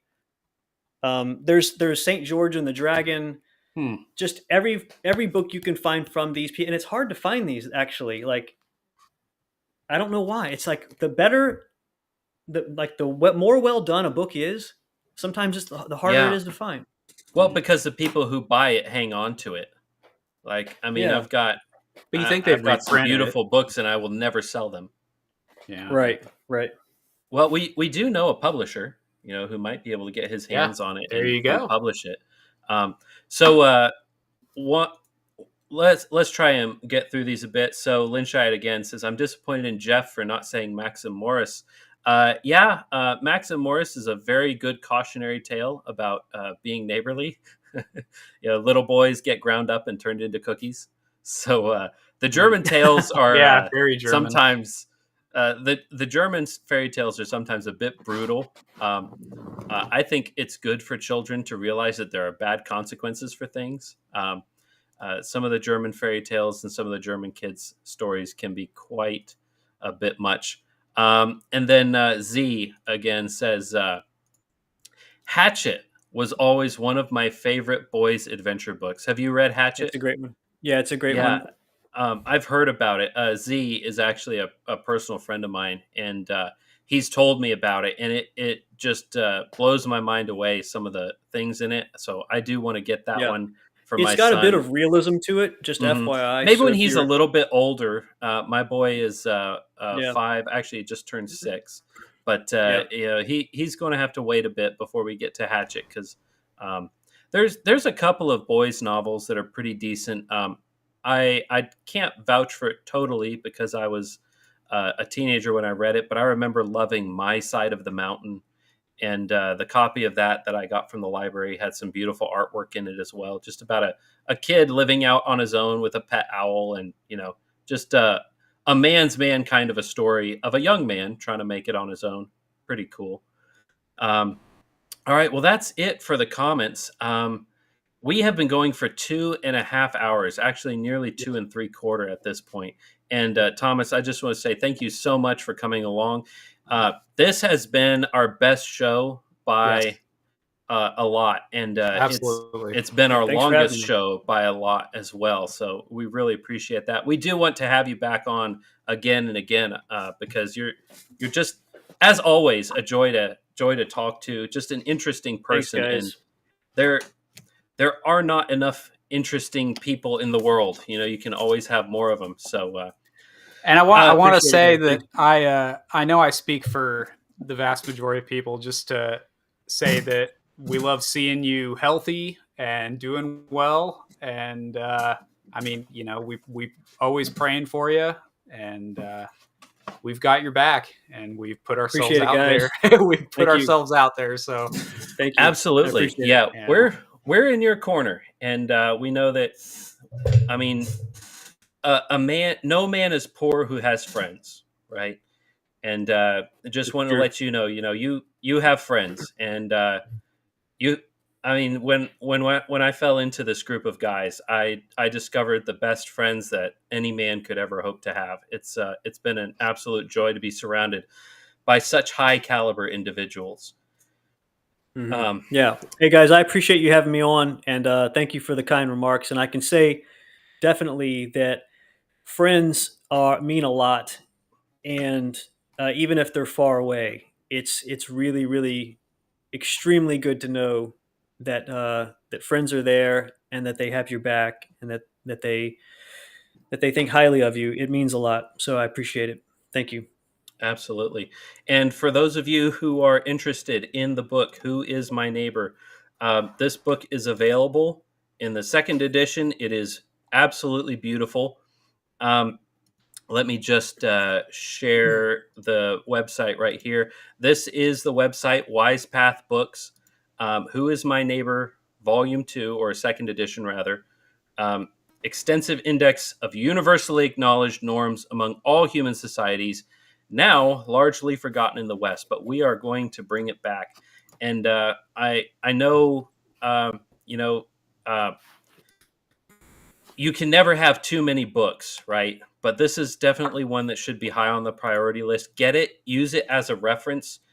You don't have to read it cover to cover. You can use it as a reference, but if you have the time, I do recommend reading it from cover to cover. There's just a lot of interesting stuff, a lot of thoughts that you haven't maybe thought of, or perspectives, ways of looking at an issue. It's very enlightening. So we really appreciate you uh, bringing that together and putting it out there for people. This book is being sold practically at cost. So guys, for $30, you could do a lot worse. Um, that's just about the price of stadium food these days. So you could buy a book and actually get something good for you, as opposed to some garbage that's going to make you sick later. But there will be links for this book, as well as some other links in the description. I'll have to go back and do that at a later date. But Thomas, thank you for being here. Sean, thanks for being here as well. I hope those of you who are still here, I hope you have a wonderful rest of your holy day, and get some rest, because tomorrow is a work day and there are things to be done. All right. Thanks, Thank you, guys. everybody, Yep. and Thanks, have a everyone. good night. Thanks. Take care, guys.